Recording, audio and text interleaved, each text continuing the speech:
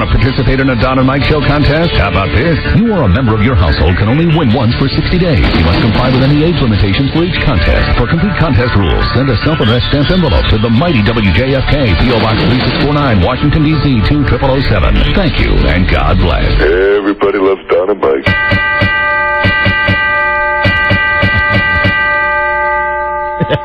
Okay. Ring that bell. Yeah. Are you ringing it for the reason I think it is? Yeah. That's right. Non-stop chime time. I can go to my grave a happy man. Uh-huh. I am very, very happy today. I apologize for my raspy voice, but now I believe in the tradition of this particular show for you and for everyone else. Take your shoes off. Would you wait on that?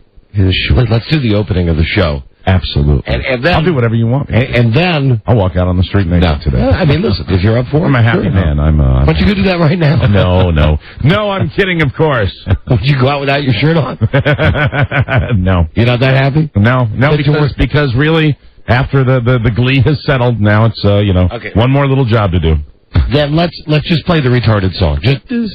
I'm not even going to mention, I hear the gum. I know. My throat's a little dry. That's why I have gum. Try water. Take your shoes. No. Just give me a hey now. Oh, hey now. And what are you doing? What are you doing? I want to play the retarded song, which is the song that starts our show. Okay. Hey now. The Don and Mike Show. In the interest of allowing you all the time that you need, we do this for everybody. There's an order, Mike. Although, all of those dings were for the Red Sox. Thank you.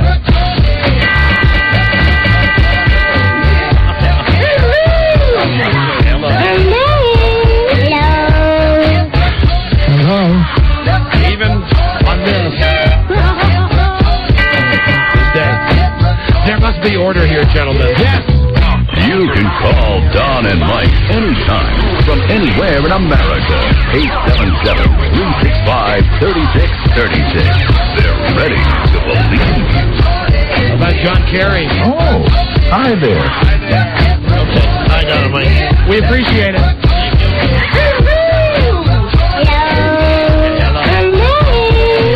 Helen, now. Time to officially open it. Based on a true story, he was only a Nazi with one true enemy. Himself. A man of faith. A man of hate. With a soul torn apart. Viewer discretion advised. How you been? Good afternoon, Mr. and Mrs. Malaise. And all the Christmas now served with a tasty dipping sauce. It's Don Geronimo. And look at him smile. Mike O'Mara. Yeah. Hello, everybody. Hello.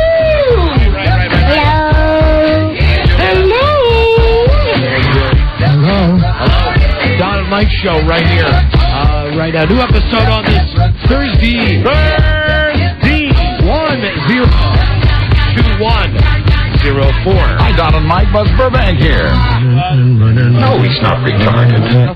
Hey, call us from anywhere in America. 877-365-3636. From Canada, 800-636-1067. D.C., 202-432-1067. Would you think me foolish if I did the whole show in song today? Would you think me too gay if I were to just sing little ditties all day long? Bask in it. Oh, Take my it, God, yes. Rub it all over yourself. Oh, I'm swimming in it.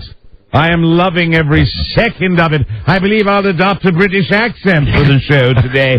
Yes, bathe me into it. Yes, I will swim in it. Lie in it.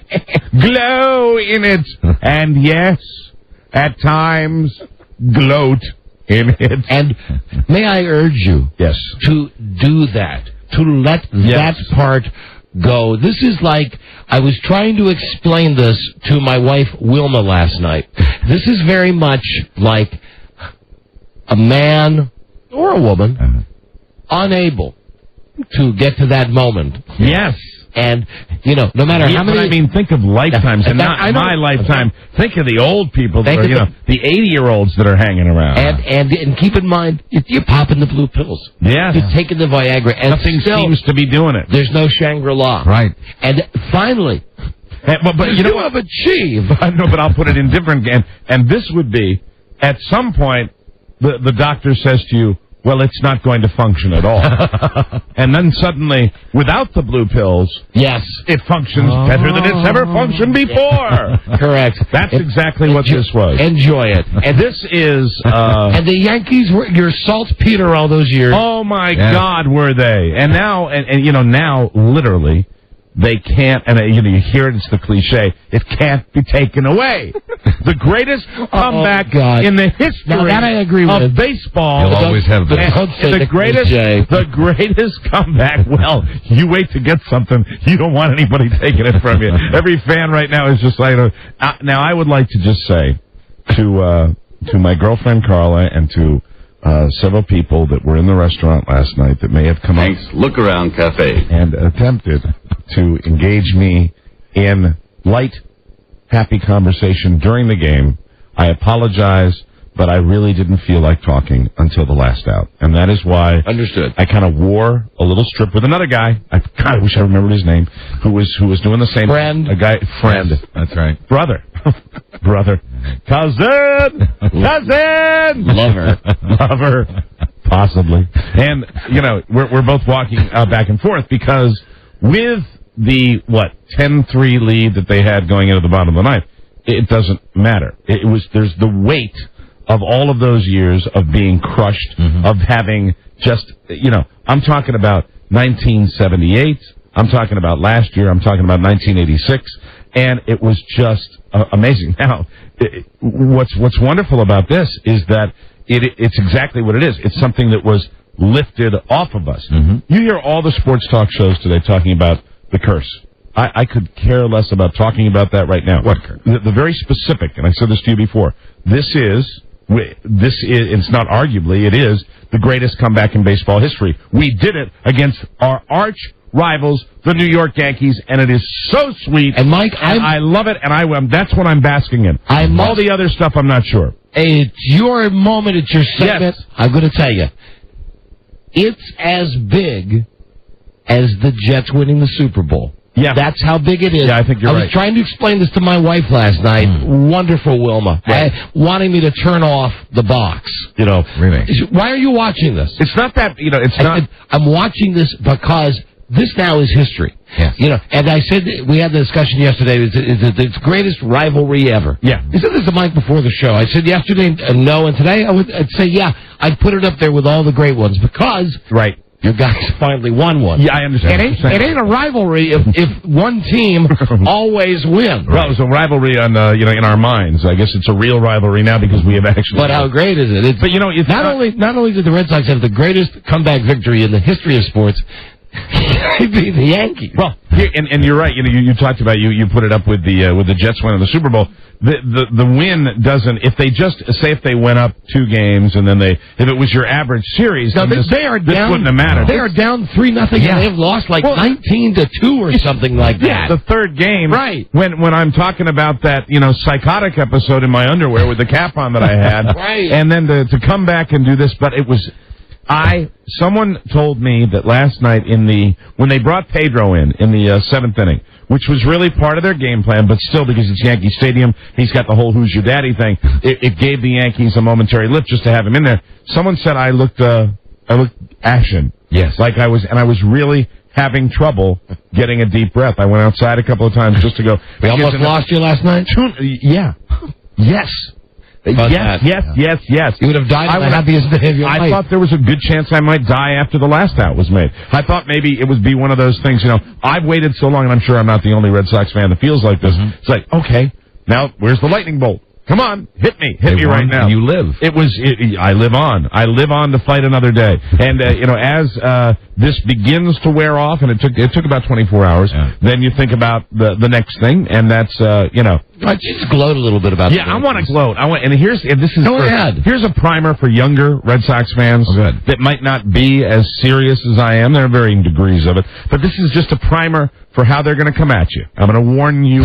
This is how they who are evil, will come at you. They're going to come at you, and they're going to say, hey, the curse ain't broken. 1918. Even if we lose the World Series, you come back and you look at them and you say, greatest collapse in the history of sports. But see, you don't worry about the 1918 thing now. Guys, right? That's where they got no comeback. There is no comeback. Yankees. You can, and to me, the guys you're hearing on sports radio today that are talking about, the poll question of whether the curse is broken. I don't trust those guys. I really don't. This right now is you don't trust Dan Patrick. I think Dan Patrick's a Yankee fan. I think it's obvious as the day is long. I know it was Dan Patrick, but I'm sure no matter who I named, you would think. I'm going to give you all these names. Dan Patrick, I don't think he shares our joy. I think Harold Reynolds, I don't think he shares our joy. I think there's certain people that do and certain people that don't. But right now, the best thing I've been enjoying more than anything is when they go up to Boston and they show the man on the street interviews. It's just, and wait, but they're showing the people that have spilled onto Boylston Street and are going crazy. And that demo is like your 18 to 21-year-olds that are out there on the street. You want to get great quotes? Go to some of the nursing homes in Boston for the people that have waited their whole lives for this.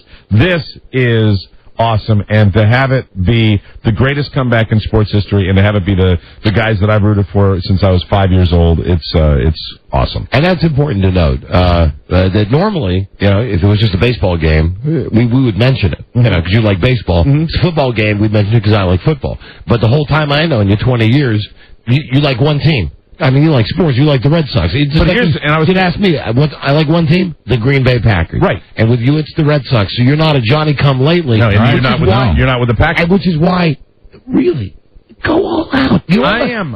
But all that crap. You get the impression all that crap, all those years. Now listen, I've been on the other side of listening to this when it would be those effing New Yorkers. I hate those effing New York. I hate those effing Yankees. I hate the Yankee fan. I hate the New York fan. I hate the whole, we're better than you. Now, the arrogance is unbelievable. Whoa, okay. Now, the arrogance of the Yankees is tap into that. Unbelievable. Not today. I will tap into that. And you've had it building for a long time. Everything, and I root for a lot of sports besides baseball. I really do. I mean, and I've usually felt just a pang. Well, you are the American sportsman. I have usually felt a pang for the other guys. A moment, hey, they tried hard. What's delightful, it's non-existent with the Yankees. It's joy in looking at their concession speeches, which still border on a little arrogant. Mike, a question, please. Yes.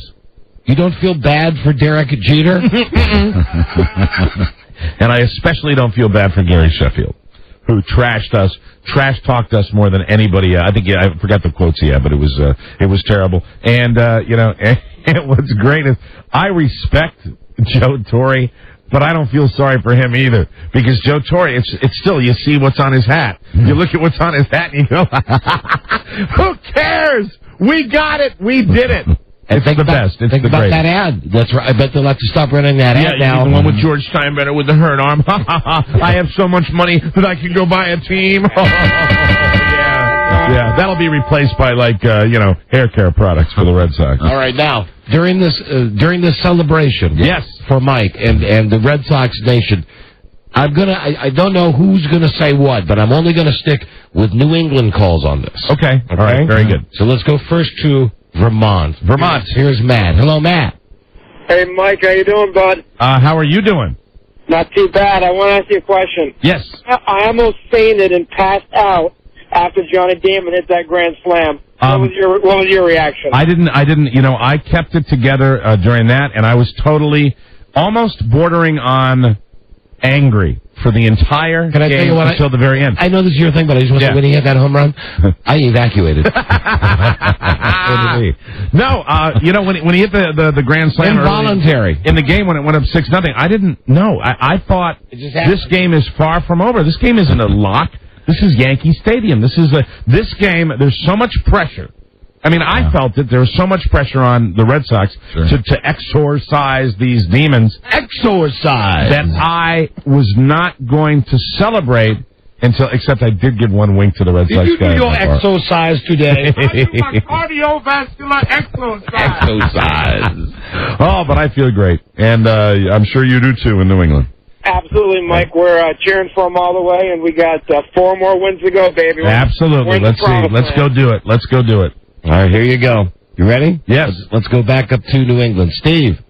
Don and Mike, Radio Gods. Howdy, Steve. I'm torn because I'm not sure which is the most exciting, the Sox being in the World Series, them beating the Spankies on that sacred turf, or the Yanks choking like a cat with a hairball.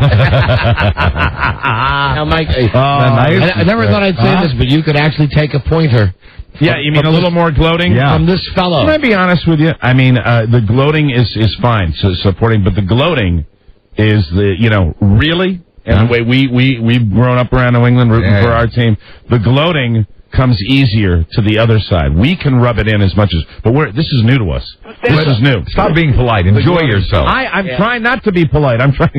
Am I not doing a good job gloating? No. If you're happy with your level of gloatiness, I'm not a good gloater. Okay. I'm not a good gloater. Oh, hold on. Listen, I beg to differ. You think I'm a good gloater? I've seen you in private moments. You're fantastic. Well, how am I doing now? You've got it. The dial's turned on 2. Oh, really? It's a dial that goes way past 10. Well, see, you're putting New England callers on. So, I mean, you want to... You want a Yankee fan? Yeah, put a Sour Grapes guy on. Fire him up. All right, Joe. Only Yankee fans, please. Yeah, please, bring them on. I want to hear what they're saying because they're whining today. It's great. We had calls from New Hampshire, right? From Maine. Oh, good. Everybody's happy. Everybody feels the same way. And where else up there? You're not going to get the gloating when those people are calling. You get the gloating when the Yankee guys call. That's what it's all about. All right. But here's the deal. What's the deal? What's the deal? Want me to gloat? Yeah. There is nothing they can say today. There's nothing they can say today. Well, let's see if any Yankee fans dare to call in now. Right. During this. I welcome them. During this segment. Joe, let's get rid of all these guys on the phone that have already been screened. Let's just they're out there. There were a bunch of them that I was around last night. Just get Yankees fans. My best friend Randall, he was there. I wanted to. Hey, Randall, incidentally, for that little cell phone message from your dad saying that Miguel Cairo carries the curse, some sort of cryptic evil spell that was going to happen. That was very weak.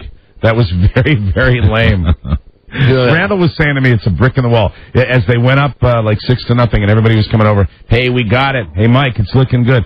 Every time somebody would do that, Randall would say, there's another brick. There's another brick. Build that wall, baby. Build that wall. And it's like, okay. Okay. Now they're coming through, Mike. Out of the bar. Now the lines are loading up. All right. You asked for it. Bring them on. Here is Yankees fan number 1, Charlie. Charlie. Hi, Charlie. Hey, what's up, guys? How you doing? Doing splendid. How are you? Doing great. What can we do for you? Hey, I just want to bring Mike down to reality a little bit. Sure, go ahead. Hey, it's not over, as you well know, but Halloween night, Game 7, would be Clemens versus Schilling. Yes. You mean former Yankee Roger Clemens? Former Yankee that you guys gave up on that went to the Houston Astros and had one of the best seasons of his career? Former Red Sox, baby. Yeah, former Yankee brother. Hey, how you feeling after that collapse? Hey, I'm a Cubs fan in reality. There's you. Yeah. All right, hold on a second. Yeah, they're all Cubs fans today. I'm 1-0. All right, here's Kevin. Don and Mike show. Kevin. Hey, guys, how you doing? Hi. Thanks. You're welcome. Hey, I'm going to give it to you. I'm going to give it to you, Mike. I'm going to give you your props. I'm a diehard Yankee fan, but, we just totally choked. And way to go. I actually hope you guys do win the World Series now. Okay, I have one thing to say. Yeah. Whatever. There you go. He meant that with love, of course. Hello, Fernando. What's up, guys? Nando. Yes, sir. Mike? Yes, sir. Nando. I am a Yankee fan. Yes, you are. Congratulations from all Yankee fans across the... Let me just say, I hung up on that guy. They're the New Yorkers. Where are the retarded Yankee fans? Because they didn't win. They're not capable of... They're trying to pull this thing off. They're trying to pull the graciousness. Listen. What you mean, what is it grace when you've got an entire stadium that's going, who's your daddy? I mean, give me a break. Hello, here is Paul. Paul, Don and Mike show. Guys, how you doing? And listen, I know we no longer broadcast to New York City proper, but God knows, just like Dallas Cowboys fans, there are those obnoxious Yankee asses everywhere. Right. Hello, Paul. Hi, how you doing? Hi, doing great. Hey, I know this is wrong. I'm a transplanted New Yorker, okay? And I got to tell you, I am thrilled that the Red Sox won. Listen to this. I'm a Mets fan. Oh, you're not? Well, okay. yeah, well, that makes sense. Listen, Well, of course. Hold on. Joe, please make sure when you ask them if they're a New York fan. You from New York? Make sure it, because all it says is New York fan. He could be a Mets fan. Hey, I want to say something about a couple of people that approached me last night, and this might be a trend. I don't know if it's this way in your area, if you know a Yankee fan. A couple of Yankee fans came up to me with this absurd statement. Hey, I'm a lifelong Yankee fan, but I am rooting for the Red Sox. Oh, I'm sorry. That's not allowed.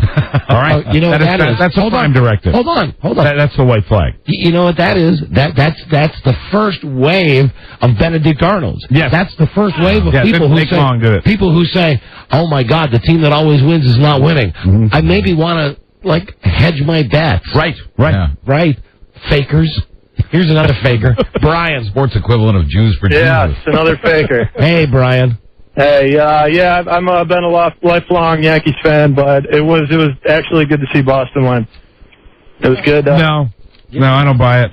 Hello, Charles. No, I don't accept it. Charles. Yeah, where all these fake Yankee fans coming from? I hope Boston gets their butt whipped. All right, you're a real Yankee fan. That's better. Oh, diehard all my life. I got a Yankee tattoo on my back. Go get it. But it was a good series, and I give Boston credit. They beat us. They come back and beat us, but I'm not rooting for them. Whatever. Fair enough. Whatever. Hello, here's Al. I'm having fun. Yankee fan. See, Don, do you agree? Wasn't that a good call? Aren't the Yankee fans more fun? I'm a new Yankees fan because I'm giving up on the Orioles a little bit. Well, I'll never give up on them. But anyway, I'll tell you, Mike, the reason you feel so good right now is mainly because Yankees are the thing that everyone else is measured by.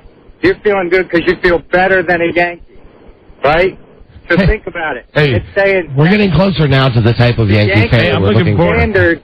The standards there are things that are all to be measured by. Are the Yankees? I have a question for you. When do we go to your ceremony when you get the Nobel Prize for Literature? I'm driving 80 miles an hour down the road trying to talk on a radio show. But you're an Orioles fan. You're not even legit. All right, bye. Oh, he gave up too easily. And here's Kyle. Kyle, hello. Yeah, hey, Mike. Yes, sir. Hey, listen, where's your ring at? Put a ring on your finger first before you start yapping. How's the greatest collapse in the history of sports Doesn't matter. Where's your ring? How Where's your does ring? that feel? You can Where's your never, ring? ever, Where's your ring? Where's your ring? ever duplicate that. Where's the ring? Hold on, Mike. Turn around. And Buzz is absolutely right. Where's yours? Oh. No, hold on. Hold on. Where's yours? I don't play baseball. Right. Neither does Okay. Mike. Bye. I live in Hornsville. Bye-bye. Bye-bye. Here's Scott. Hello, Scott. You win. The curse lives on that you got. Hold on. You can't say that D word. I had to Your team, the New York Yankees. The New York Yankees are part of the greatest collapse in the Red Sox, the greatest comeback in sports history, and we did it against you. All fine and good, but until you win, you've got nothing but 1918. At least he has a chance And to win. you will always have 2004. But Buzz, I've had 27. I had to hang up because that is the perfect retort. Yeah. But this time he has no chance to win. No. No, what I said this last night. I said this on the PA last night. 1918, huh? Right. 1918, 2004. Yeah. Yeah. I mean, it's totally different. Greatest collapse ever. Yeah. Right. Greatest collapse ever. Sure. In fact, I wouldn't want it any other way. I wouldn't want it any other way to have it this way. And somebody was talking about this today. If we had played somebody else to get to the World Series, that would have been a different scenario. This is the New York Yankees. This is the storied franchise. Hello, here he is, David. David, Don and Mike show. Don and Mike, what's going on? Hey. Hey, big Yankee fan here. Mike, I got to agree with you. Biggest collapse ever in sports. But you know what? This is going to make the rivalry that much better. Oh, it is. I agree with that, and I'm not going to Can disagree. you imagine what kind of ticket prices they're going to get for opening series? This will next be year? now. I mean, Don pointed that out. I mean, now that the Red Sox have won, Now it's a rivalry. this is going to be a Johnny. Yeah, I'm here. Hey, you're on the air. Hey.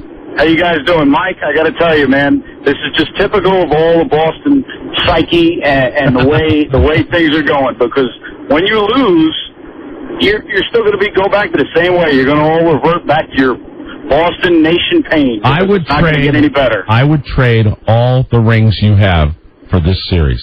I have enjoyed it that much. That's so weak, though. That is so weak. How did you say that? No, what is weak is being up 3-0 and collapsing with 4 losses in a row. The last 2 in the house that Ruth built, you hum. There you go. Thank you, Mike. That's how you handle that. Yeah, that felt good. I thought that was my best work. See, now, hasn't that been inside you?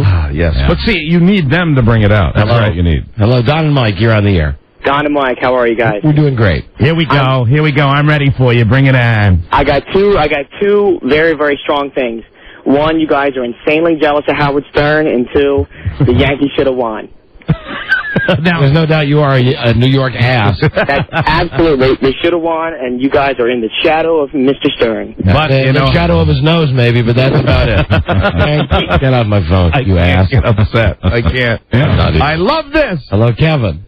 1918. 2004. 2004. Okay. 8 hours ago. 8 hours ago. That's a good one, Mike. That's a good one. I gotta get the time right. How many hours? 12 hours. It doesn't matter. It doesn't matter. You won 2 championships in the time you have lost. 12, midnight. All right. 1, 2, 3, 4, 5, 6, 7, 8, 9, 10. Yeah, you had a good one 11, there. 12, and what's it, 20 hours ago? Yeah, something like that. whatever. Yeah, 20 hours. 20 hours ago. 20 hours ago. You're setting yourself up for failure. Okay, goodbye. Here is Glenn. I'm sorry, Tom. I don't know. Tom? Yeah. Where are you from? New York, Rochester, Buffalo, what? Buffalo. Right. Hi, welcome. Mike. Yes, sir.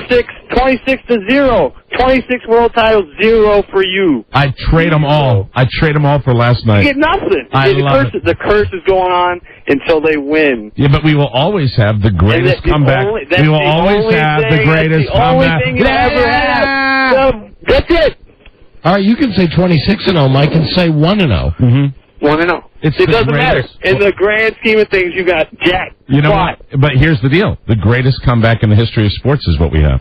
And that was against the New York Yankees. Oh, who also had the greatest collapse in the history of sports. And I will take the greatest comeback in baseball history, actually sports history, for all your 26 runs. Yeah. You're going to have to console Mike when the Red Sox lose. No, you know, as a matter of fact, you're going to have to console him, pat him on the back. Dude, here's the deal, and I'm right here. You'd have to console me if we hadn't beaten the Yankees. Yeah.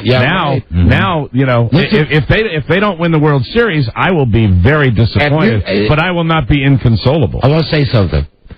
You said something a couple days ago, and I thought it was a real limp move. Right. This whole thing about, hey, I'm happy just that we're back in it. Well, I still think that that's weak. But I have seen on TV, and it's a lead story on every news channel, this whole thing. And I read everything I could read about this. There are a lot of people out there who feel like you do. Mm-hmm. And I'm not going to rain on your parade because you're happy because you beat the Yankees. That if they don't win the World Series, does it mean the curse? No. No, this was the whole thing, to beat the freaking Yankees. I mean, that's the whole Babe Ruth thing. You've been to the World Series before since I've known you. We've been to see them in the World Series. But and somehow last year it got even more significant because of the way they lost last year, and to go in and do this, but do it in a fashion the Yankees didn't do it last year, where we came back from 3 down. I mean, it's as I said, ever been done. Every person that I saw, and this is rare for sports fans, but I saw all these Boston people talking to a degree like Mike was the other day after the victory last night, saying, the World Series would be great, but for us, this is it. This is huge. Doesn't matter. I heard a guy that this was the best analysis I heard. I think for the players, the guys that play the game, they think about that differently. They actually think more about the championship and the World Series. But you got to understand the psyche of Red Sox fans. Where the Red Sox fans really, these are the Darth Vaders. These were the guys we wanted. I wanted to, when we beat California, I think one of the headlines was, go Yankees, because we wanted the Yankees in the championship. Right. And then to go down and be as down as we were and come back. I mean, nothing. I mean, a World Series victory, will it be great? Will it compare to last night?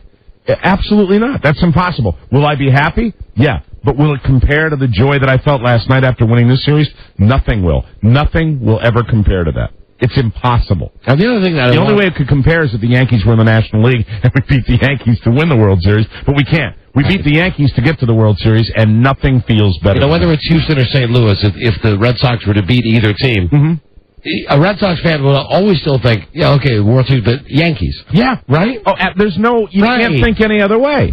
And that does not diminish the importance of, you know, not winning a championship, but it's an emotional issue. And the way you feel is we beat these guys that have been stomping on us forever, and we did it in the most spectacular way any team could ever do it against the Yankees. Any team would go down as making history if they did what the Red Sox did. It happened to be us. It's very, very sweet. I'm really happy for you. 1918 is the last thing they have now to hold over our heads. In the event that we win the World Series, that will be gone too. But even if they don't win and somebody comes up and says 1918, I go 2004. You got it. You got it. It's done. It's sweet. It's a done deal. Enjoy it. It's sweet. I'm loving every minute of it. Enjoy it. And it was more fun for me to talk to the Yankee fans than it was the Red Sox fans. Okay. All right. We're all still, you know, the Red Sox fans are all like I am today, in this kind of wobbly state of, spent emotionally. And I'm glad that, you know, we got a couple of days to recover for Saturday night for the opening of the World Series at Fenway. All right, I'm out. Really? Yeah, I think I'm going home. Okay. Well, no, you can't go home. You have we got the rest of the show. You have to stay in through the rest of the show. But this entire first segment, you know, whatever you want. I hope I didn't disappoint Red Sox fans with my whole spiel today. You are who you are. I really hope that I gave them what I wanted to hear, because I've been listening to the radio all day, listening to TV, watching TV all day, trying to get what I wanted out of this. Right. I don't know if you can. You know, you want to just have it replayed 24/7. You know, I T-bowed my little Sports Center today and just watched it again and again and again. I'm waiting for the DVD to come out. You know, I'm just ready for all this right now. Bring on the Astros and bring on the Cardinals. I did read something this morning, as a matter of fact, with the comparison with football, that the Game 6 got in Boston, not nationally, but in Boston. Game 6 got a higher rating than the Patriots in the Super Bowl. Yes. Yeah. It is a Red Sox town. That knocked me on my ass. You have football towns and you have baseball towns. Okay, I mean, I think it's proximity also. You know what? Because to go, you know, no matter what, you got to go to Foxborough. I know, tell me about it. That's like going to FedEx Field. Yeah, exactly. That's what Foxborough is FedEx Field, just 400 miles away. Yeah, but you can't argue with how great the Patriots are. But this is, as somebody said, it's great what they've accomplished with this Red Sox town. In summation, we're going to move to a phone scam next. Okay, yes. And we'd like to just move on. In summation, the greatest sports fan night of my life. I've never had a better time. I've never had more fun. It was so much fun to be around so many great Red Sox fans last night, and I could not be more thrilled. And really, it is. I just have to say it one more time, because I know that you're going to get all these arguments about the championship. And the championship will be great. If they win the World Series, it will be great. But nothing as far as the moment, the single moment in sports of being a sports fan, will never be duplicated again. So that was the single greatest for me sports moment of your life. It will never be duplicated. And I knew it from the way I was reacting before it happened. I will not feel the same way with, if it comes down to one out against Houston or St. Louis for the World Series. I won't feel the same way. Will I feel delighted? Yeah, but it will be nothing compared to what last night was. And all the Yankee fans that called, they all know that. You know what happened last night? I believe we can say this without being dumb. You had your cherry popped last night. That's exactly what happened. For the Red Sox? Yeah. Unbelievable. And the best thing about it... You had the Hyman procedure. But the best thing about it, what you said is, this rivalry is...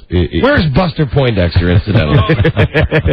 This rivalry is now even bigger. It continues. It's even bigger. Now, though, they don't walk around with their, looking down their noses at us anymore, and they never can.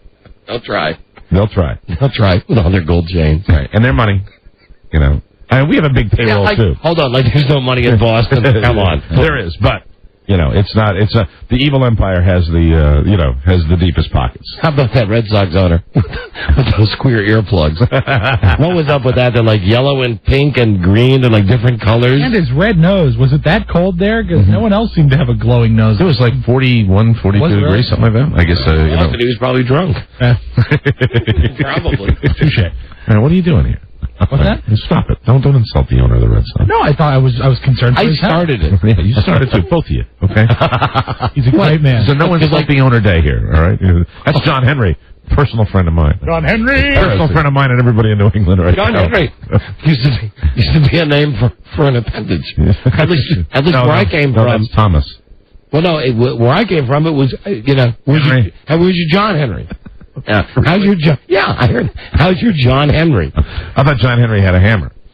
Well, Oh. Well, I mean, it's the song. I know, but still, where I came from, God's sake. you would just say that. How's your John Henry? That would be what one 7th grade boy would say to another 7th grade boy. Right. Oh, turn this off, please. For the love of the New York Yankees. Turn that thing off. Okay, phone scan time. Oh, wait. Oh, I think I want to save this for tomorrow. Oh, and one last thing.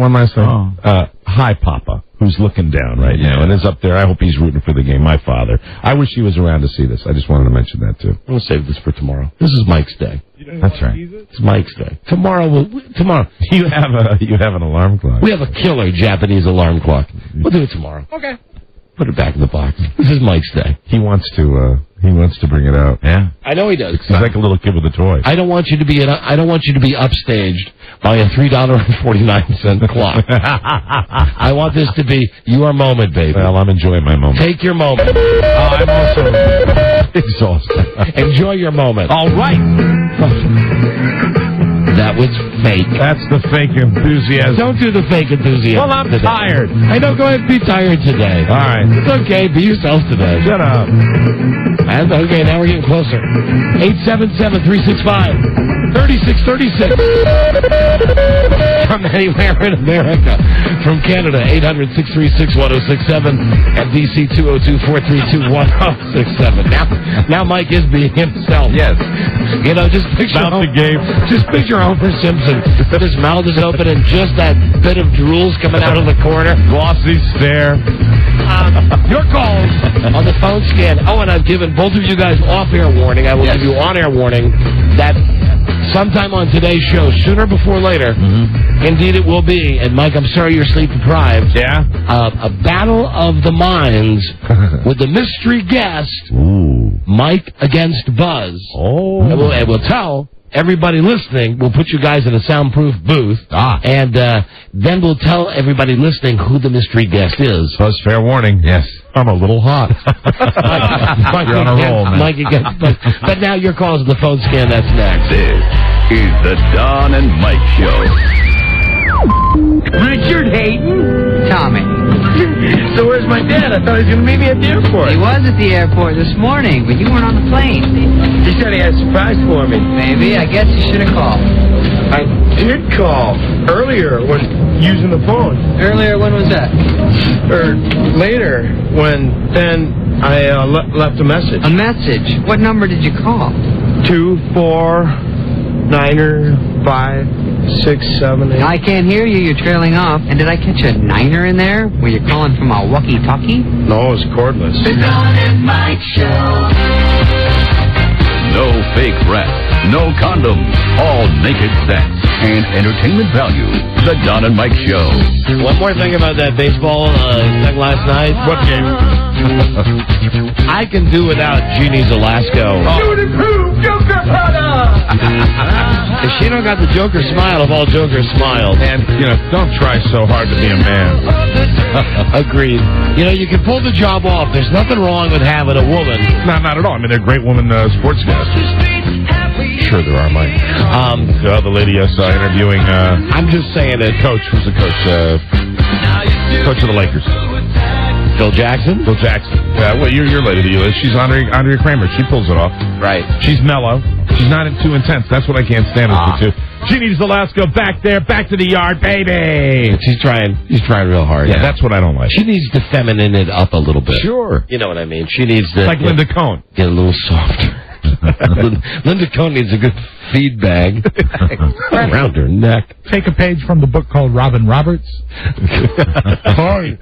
You know, what was that earlier statement? There are plenty of... Maybe I spoke too soon. Perhaps you Yeah, hold on. You know who else has got a touch of Jeannie Velasco's testosterone? Susie Colbert. Yes. Hey, well, Muppet voice. Well, welcome to the House of Wax. You know who's good? Tonight, thanks, Joe. Bonnie Bernstein. Oh, yeah. She combines femininity and she knows her stuff back with her. Good. And if I could just mention before we start the phone scan, you know who's really beautiful is Rich Eisen. Oh, he is. He is the host of NFL Total Access. Oh, really? What's that? That's a show all about the NFL. Oh, I see. All right. Every day on the NFL Network at 7 and 10. Go to NFL.com. Rich will be on the show tomorrow. Rich joins us. He's sponsored by Tower Records, Tower.com. No one has a bigger selection of music and movies you love. Tower.com. And I think I said NFL.com, so all the plugs are done. Here we go.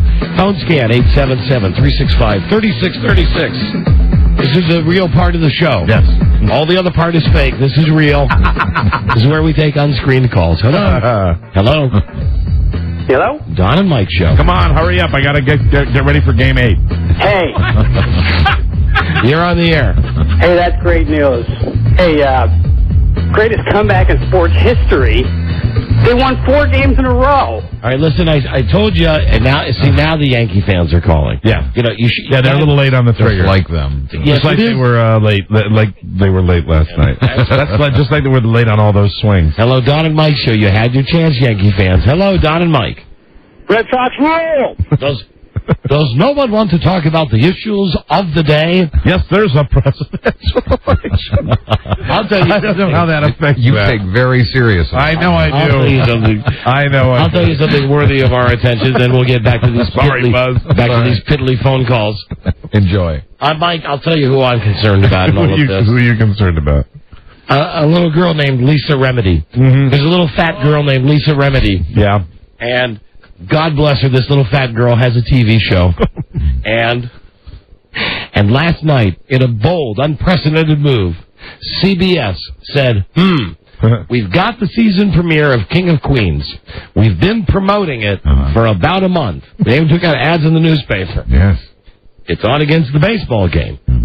CBS said, why don't you put on a rerun of CSI? They did. I'm not kidding. They really did. Well, now you're being the amateur TV programmer that you are. They probably had no choice, did they? Now, Mike, I did check over on Channel 4 and did note that NBC was not afraid to run a brand new season opener of The West Wing. Oh, really? Which incidentally was pretty good. Yeah. Pretty good. I mean, I was going between that and the ball game. Right, and, right. Over there on good old CBS. It'd be interesting with that because, I mean, that is such a powerhouse to see what the numbers were for the baseball I'm sure the game had to have won. I'll check, but I'm sure the game pounded. Oh, I know the game won. I just would like to know whether it was, record-breaking or anything. I bet there were probably... Jesus, what's the Super Bowl game? I would bet that there were probably at least 30 million people watching that game. And viewership's been down for the West Wing, so. Okay. Hello, Don and Mike, and King of Queens wasn't on. Yeah. So, that helped the game. Yeah, that opened the floodgates. King of Queens was like the nadir in that race. Through the roof. Hello, Don and Mike show. Don and Mike. Hi there. Hi, how are you? We're doing great, thank you. How are you anyway? I'm doing great. Listen, congratulations to Mike and the Red Sox. And I just wanted to let you know you guys make me laugh. I'm a teacher. And after a day's work coming home, you guys really, really have an awesome sense of humor, and you make me laugh. Well, thank you. What grade do you teach, sir? I teach middle school, 6th, 7th, and 8th grade drama. Oh, Randall, incidentally, my Yankee fan buddy who watched the game with me last night. Yeah. Thanks for bringing the piano teacher to the bar last night. And you're a drama? What the hell was that about? You're a drama teacher? Yes, I am. No touching, okay? no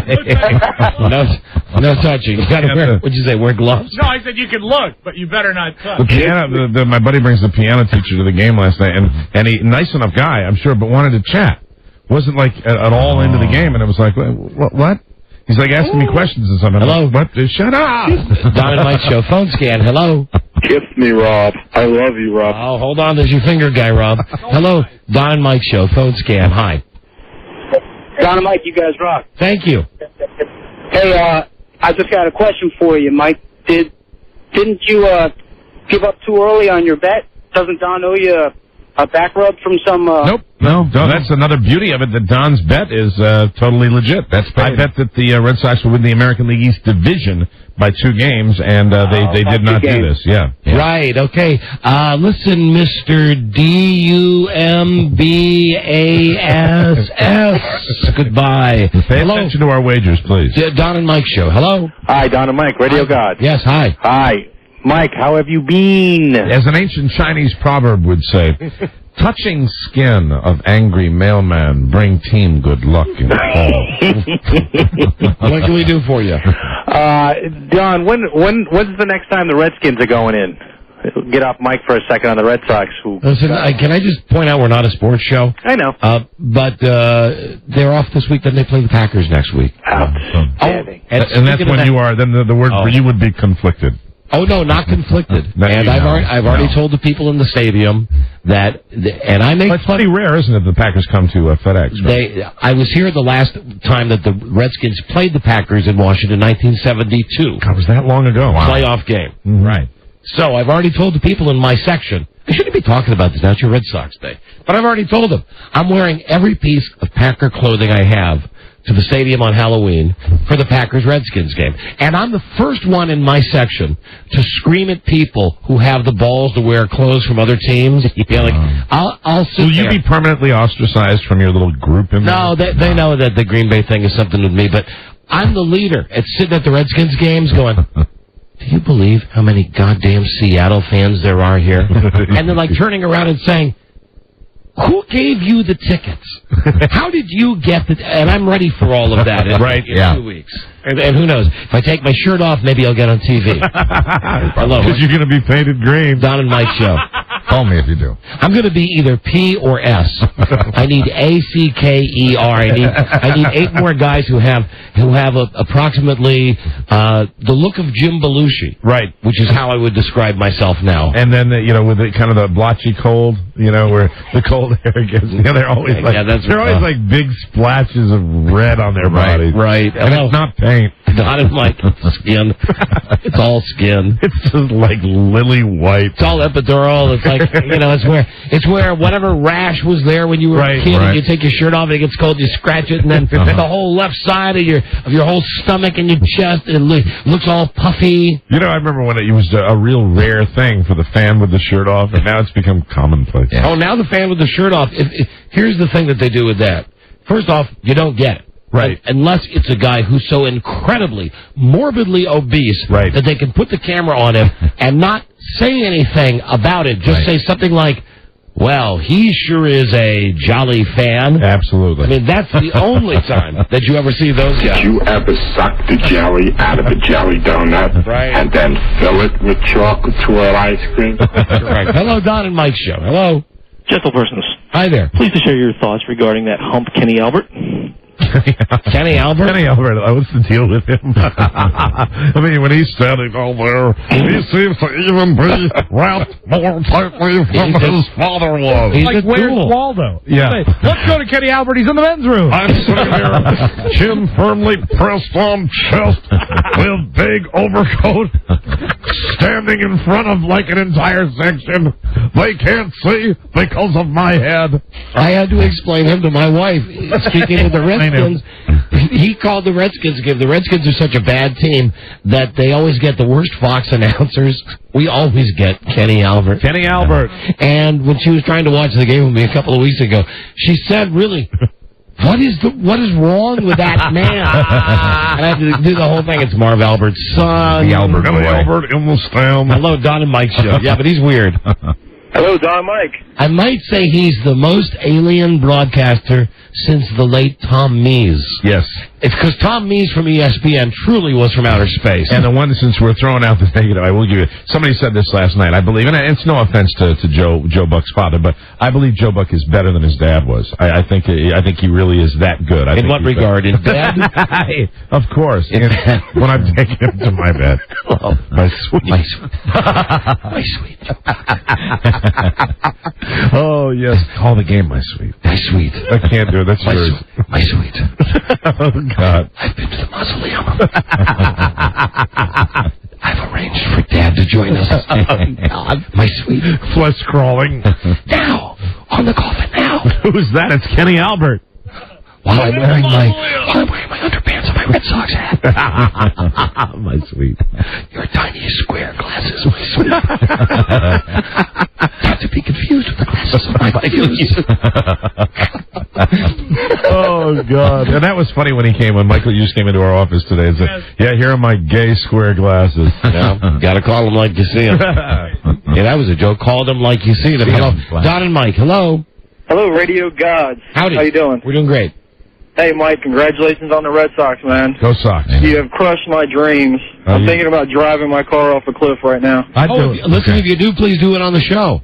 Yeah. I'm going to try. Get your cell phone on. Or maybe it could be one of those great things where you say you're going to do it and we talk you out of it, and then we get some good publicity for being nice guys. Yeah, it's always worse. It's a no-brainer for us because it's a no-win, it's a no-lose situation. But no matter how we try to talk you out of it, you go ahead and do it anyway. But you know, I'm fine with it. It would really be an easy win on portable phone destruction. Yeah. If he really guaranteed used his car win. to Yankee fan driving off a cliff. We're up against a time thing here, so I need an answer. Are you going to drive your car off a cliff or not?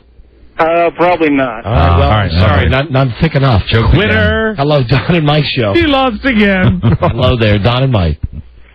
Don and Mike. Yes. Hey, guys, how you doing? Hey.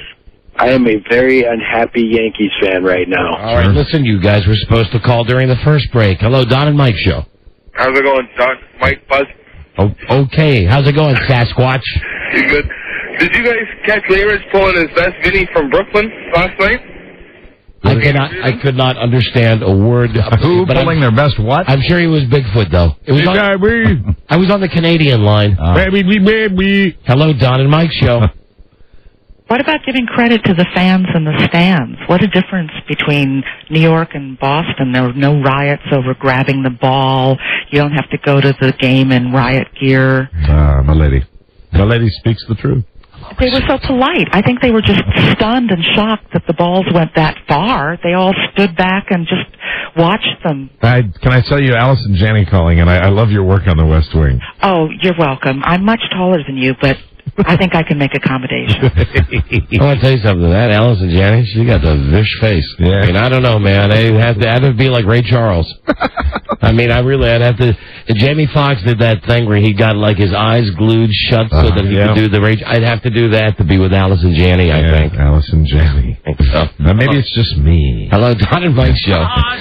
Of course, if it was the male guy who's the chief of staff, my eyes would be wide open. Janney. As a matter of fact, I probably would crazy glue my eyelids to my to my face. Open. Yeah, open.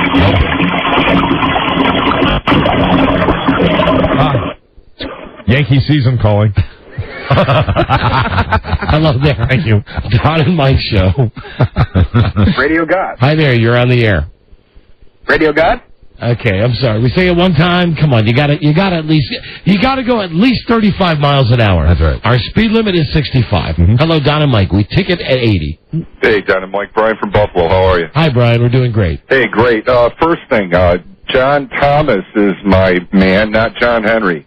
I don't think Rob caught that in the background, but my John Thomas from the opening segment.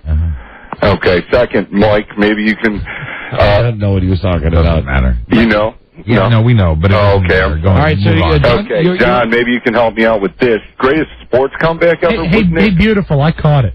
All right. And I know you're from Buffalo. I know what you're going to bring up.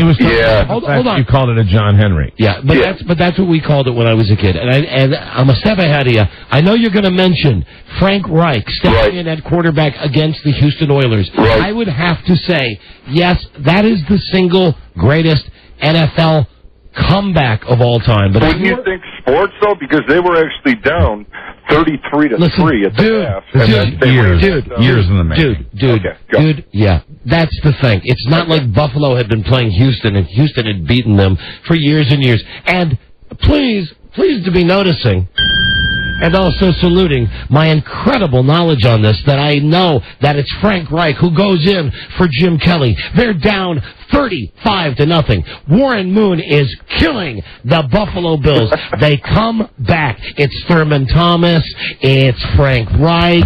It's tied up into overtime. They win the field goal. The coach is Wade Phillips. Buffalo wins the game. See my hands going up like Two that? defensive touchdowns, too, and they did it in overtime. Steve Christie. Yes. Little did you know, too, Frank Reich came in that Super Bowl debacle against Dallas. And You know what's a really great trait, sir? Pardon? You know what's a really great trait? What? To be able to agree without sounding like you're arguing. Try it. I mean, Don gave that recap. Yeah, it was off perfect. the top of his head for Buffalo. I was raising my hands up in the air because those are our Buffalo ratings right now as Don's doing this. And then you just weren't satisfied. You Wasn't enough. You had to pull your little nose. I know Reich got in the Super Bowl. I know. Christ. Was he the first or second? I live in Horville. There you go. I knew Frank Reich. I did know him. I'm not. Did you really? Really? He went No. to Maryland. Thought you were making a joke. But as far as comebacks, You know where I met him? I'm not. Where I met him? Where? I met him at that place where the guy had the Giants helmet on. Oh, really? Really? Yeah. Wow. That's where I met Frank Reich. Attaboy. Ex of your Buffalo Bills and ex of the Maryland Terrapins. I said, getting back to the Get a comeback. good education. I said to a guy last Go to night. Maryland circa 1979, whatever he went. What? As soon as it happened, I looked over at a guy and I said, I don't think that'll happen again in months and months and months. Hello there. Phone scan, Don and Mike. Hello. Miss Romero. Yeah? Hey, this is Dave calling from Portland. Just want to congratulate you. But do you see the correlation with it a lot like the miracle team of the U.S. hockey team? I agree with I agree with an analysis that I heard today. In order for that to be true, really, I mean, for that thing to happen, they got to go on. They really do have to go on and win the World Series. Then that'll be the perfect story. Then you can compare to the Olympic hockey team. And but specifically, like if you don't finish it and do it right at the next level, then you'll regret it for your effing life. Not that serious, but I will be. It'll be much better if they do win the World Series. But right now this is still awesome, and I can't feel any other way. I try, believe me. I'm a Red Sox fan. I'd love to try to feel bad, but I can't. I feel bad. King of Queens was not on last night. Those bastards at CBS. Hello, Don and Mike show. Not all of us love the Red Sox. Some of us love a good 23-minute situation comedy. Yeah. Hello. 23 minutes of real good content. Don and Mike, hello. Don and Mike, good day. Hi, good day to you. I just wanted to congratulate that long-haired, homeless-looking freak of nature, Johnny Damon. Yeah, amen, brother. All right. Mike, I guess it's to be expected today. I've tried to keep them out of this phone scan, and they creep in. Just when you think you're out, they let you back in again. Listen, you're the last person on the phone scan. What's your name? John from Virginia. John from Virginia. John, you've got the HBO double prize pack, the complete first season of The Wire, now on DVD. A gritty new cop show from HBO. Plus, you've got the HBO Family Bonds prize pack, The Evangelistas. That's Sunday nights on Home Box Office. And thank you for listening to the show. Thank you. Long live the babe. What did he say? Long live the babe, I think. Long live the babe. What was that, like a slap? Wait, what was that? Wait, what was that? What do you mean by that? Long live the babe. What do you mean by that, idiot? The Red Sox have beaten the Yankees, but they have not beaten the babe. All right, guess what, ass? You just lost your prize. Woo! Woo! Toodaloo, ass. What? Woo! Toodaloo, ass. Hey, are you a Yankee fan? You goddamn right. Well, then why? How's it feel today, brother? Then why? Hold on. Listen, before Mike gets into the fight, why'd you call with the whole Johnny Damon like you like him thing? Yeah, what was that about? I called him a freak of nature. No, but I mean, you were actually congratulating him. I mean, as far as they call him the caveman, you kind of snuck in and then wanted to throw your little dig in there at the end because you're right. You're a very bitter, angry Yankee fan who just had a team hand him the worst collapse in the history of the franchise at the hands of my team. Mike. And I wouldn't trade all your 20 zillion rings for what we did last night. It was the greatest moment in my life. But I'll give you the last word. I'm a very... All right. Didn't know that was going to happen. The guy called like another one of those, hey, I'm real happy for you, Mike. You see my cat-like reflexes, though? Oh, there you I was ready for him. You're on That's him. my guy. Well, now you better get on your reflexes right now. Okay. I am going to ask both Mike and Buzz right now to leave the studio. Very good. So we can tell the audience, not for good, Mike. You got to come back. Okay. Go to a soundproof room. Mommy. where no one can hear. Beth Ann? They make sure Beth Ann gets them the hell out of here so they don't hear a monitor. She's on her way. Okay, thank you, Joe. Huh? Bye-bye. Bye, Joe. Now, ow, Joe, you're killing me with that. When we come back, it'll be a game with Mike against Buzz. See, we have a mystery guest. Keep the secret, my sweet. Are we allowed to tell who it is yet? Yes. You, the home audience, will know. The mystery guest. There's a reason he's a mystery guest. Who was that, Rob? That was John Norman. What did he want? I don't know. Want me to check? Yes. Okay, I'll be right back. Okay. Hi, everybody. It's Don. I know you're wondering. Don. I'm in the middle of something. Oh, sorry, I'll wait. How I'm doing. Thanks for asking. You pigs. Nobody dares say, Don, how are you? So, Mike, how are the Red Sox? Mike, how are the Red Sox? Like he played on the freaking team. But that's my issue. It wouldn't have killed him to say, how have you been? Agreed. So, yes? What did John want? He said they're isolated in the green room. Okay. The mystery guest is... Yes? Leon Redbone. Who? Exactly. Now, you must remember, Leon Redbone is a guy who you might recognize from his Budweiser commercials. Oh, okay. He was also on Saturday Night Live. He wore a white hat and white suit. You're not really whispering, you're talking. He wore a white hat and white suit. You'll recognize his voice. It's very deep. Scary. This is our mystery guest.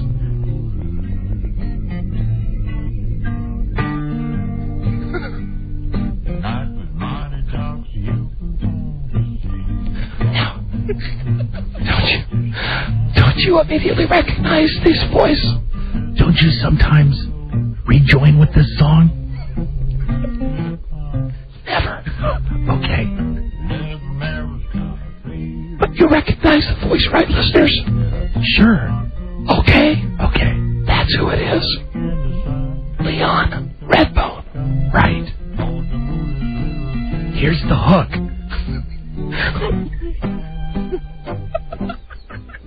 Let them back in.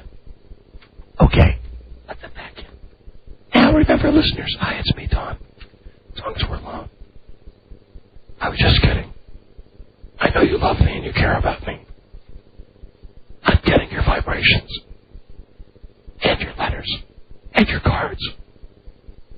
Keep the secret, my loves. Here comes. Don, here they come! Okay. Meeting adjourned? Yes. Meeting adjourned. Hi, Meeting adjourned. Come on in. Back on the air? We're back. We're still on the air. Well, now, did we go to commercial break? No. We're going to go to break now. What's happening here? Now, the listeners know who the mystery guest is. Well, and just so you guys know. What's that about? Swear to God, this is not like a goof where it's Tom Gavin or what's her name, Shirley Hempel. A real mystery guest. Real mystery guest. All right. Now, here's the trick, though. During this next break, I don't trust anybody in this building, so you guys got to go. I don't care where you go. We were in the green room. Go where no one will tell you who the mystery guest is. All right. Okay? Okay. Mike, no cheating today. I would. Come on. I wouldn't cheat. Yeah, you would, and so would I, but today's the day you shouldn't because the Red Sox I'm won. going to go eat something. You know, really, because eating ain't cheating. Okay. We'll be right back, everybody. Oh, that didn't fire. There it goes. It's the Don and Mike Show. Frank, was there any trepidation on your part to a little concern about a lot of people don't want to talk about their children publicly? Yeah, a little bit. I must say that, Larry. But Cody's a very public person. You can't really hide your family. We don't intend to do that. He has a very private life also. Cody I think he's learning a lesson, too. It's kind of hard to have me as a parent, Kathy as a parent. He has to learn to live that way, grow that way. And Kathy, I found it very interesting. Here's a kid who can't read and he can't write. Can't spell. Can't spell, and he's written a bestseller. The Don and Mike Show. You can call Don and Mike anytime from anywhere in America. 877-365-3636. They're ready to believe you. You can love your pets, but just don't love your pet. You know what I mean? Happy birthday, Tracy, baby. It's the Don and Mike Show. Correctamundo. Yeah. Waiting for the mystery guest. I saw Beth Ann McBride running down the hallway like what's the thing from the Charlie Daniels song on Easy Rider that like their heads are on fire and their asses were catching. They beeped out the word ass in the song on Easy Rider when it was originally released. Beth Ann McBride. And walking around like her head was on fire and her asses. They was running around like their heads was on fire and their asses was catching. Or as Buzz and I refer to her, the prison matron. That's right. Or she policed us in the green room. Our homeroom proctor. I wonder if anybody think because I went to L.A. via Omaha. And then I kicked old green teeth right in the knees. I said, we are one of them long-haired, hippie-type pinko fags. I bet you even got a commie flag tacked up in the wall on the side of your garage. That's a great song. Yeah, Uneasy Rider. It was a great, as when I was a country DJ, it was a great song for a bathroom break. 5 minutes and 25 seconds. Buzz, are you ready? I'm ready. I think so. Let's make sure first. Hold on, please. Rob, pick it up. Make sure it's a mystery guest. Are we disguising the mystery guest's voice? We are not. Yes and no questions, or? Yes and no questions. Okay. How many we get? I'll give you 10 minutes. I think you'll get it relatively quickly. And you can affect it. You can change your voice. You can disguise your voice. Probably it'd be a good idea if this person did attempt to disguise their voice. Attempt to disguise your voice. Hang on for me. That hardly seems fair. All right, well, let me see. Where can I begin? I'll tell you both that the mystery guest is accomplished, renowned, all right, an award winner. Oh. And the field is music. Let's welcome the mystery guest. Hello, mystery guest. Hello. Hello. Buzz, you may ask the mystery guest the first question. Guest, have you had a top 40 hit? I don't know. Yes. Okay. Yes, and a career that spans over 30 years. Mike. Mystery guest, are you known in the field of rock and roll? I don't believe so. Buzz. Are you known for novelty records? I don't think so. Mike. Mystery guest, do you play... And may I offer a guess at the end of my question if he... Let me just say, if you offer a guess and you're wrong, this early in the game, being as I'm making the rules up as we go along, yes, you lose. All right. Or hold on. You know what? That would be fair. You may have, like in the NFL, two challenges. Mystery guest, do you play piano? Occasionally. Would you like one of your challenges, Mike? Yes. Yes, go. I'm going to say Marvin Hamlish. Sorry, the red flag goes back into your pocket. Damn. And I go back and look at that little peep show that the officials have for the replay. Buzz. Is your genre popular music? Is that for me? Yes. Popular music. I guess it could be. Okay. One time. I think I'll give a hint. All right. Hold on. Let me chat with Rob. All right. Should it say the name or just... Just the generic, yeah. Beer. That's the clue. All right. Who are we on? Mike or Buzz? It's Mike's turn. Beer. Mystery guest, do you do soundtracks? Not as a rule, but I may have. And Buzz, I'll give you another hint. Okay. Saturday Night Live. Oh, that throws my question. I was going to ask if he does country music. I do that occasionally. Yes, he does. That included. Yes, he does. Mike. And then he answered the piano question, but that could probably be a trick. Are you known primarily for playing guitar? Some may argue with that. He's not answering. He's a good mystery guest. May I ask, have you ever been in the news for any reason other than your music? In the news? Yes. Yeah. Oh, sorry. Well, tabloids, for example. It's not Phil Spector. Tabloids. He's not killed anybody. Tabloids is my category. No. Okay. Absolutely not. Very good. Straight shooter. Unlike Phil Spector. Right. Well, I guess Phil Spector was at close range. a straight shooter, right, yeah. Allegedly. All right, Robbie, I need another clue now to help these guys out. I think you should expand on, say, beer commercial. Okay? Beer commercial. Mike.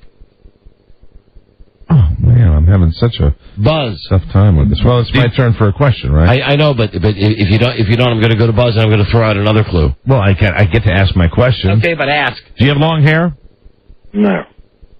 Did you sing the Michelob commercial? No. Okay. Okay, I can either tell you guys the beer, or I can tell you something about his wardrobe that I think. Wardrobe. I get the next question. White Panama hat. I've got it. Mike. Is it Leon Redbone?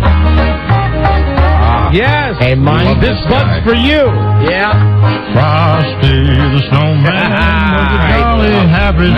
What a pleasure. Hey, now don't you remember Leon Redbone? Of course. Who doesn't remember Leon Redbone? And now think about the clues. Absolutely 30-year history. I happen to remember, among others, I Wanna Be Seduced. I wanna be seduced. Had a top 30 hit record. He's probably one of the most distinctive voices ever. You remember him from the Budweiser ads? Right. Back in the day. Sure. That's why I thought you guys would be evenly matched. Rob and I played the game. Rob beat me in 7 moves. Right. To figure out that it was Leon Redbone. Man, Leon Redbone. Well, welcome to the show, Leon. Yeah. Right. Thank you very much. How are you? How are you Anyway. Not too bad, I suppose. What have you been up to, Leon? Pretty much the same thing, traveling around, playing music, singing, and all the rest of it.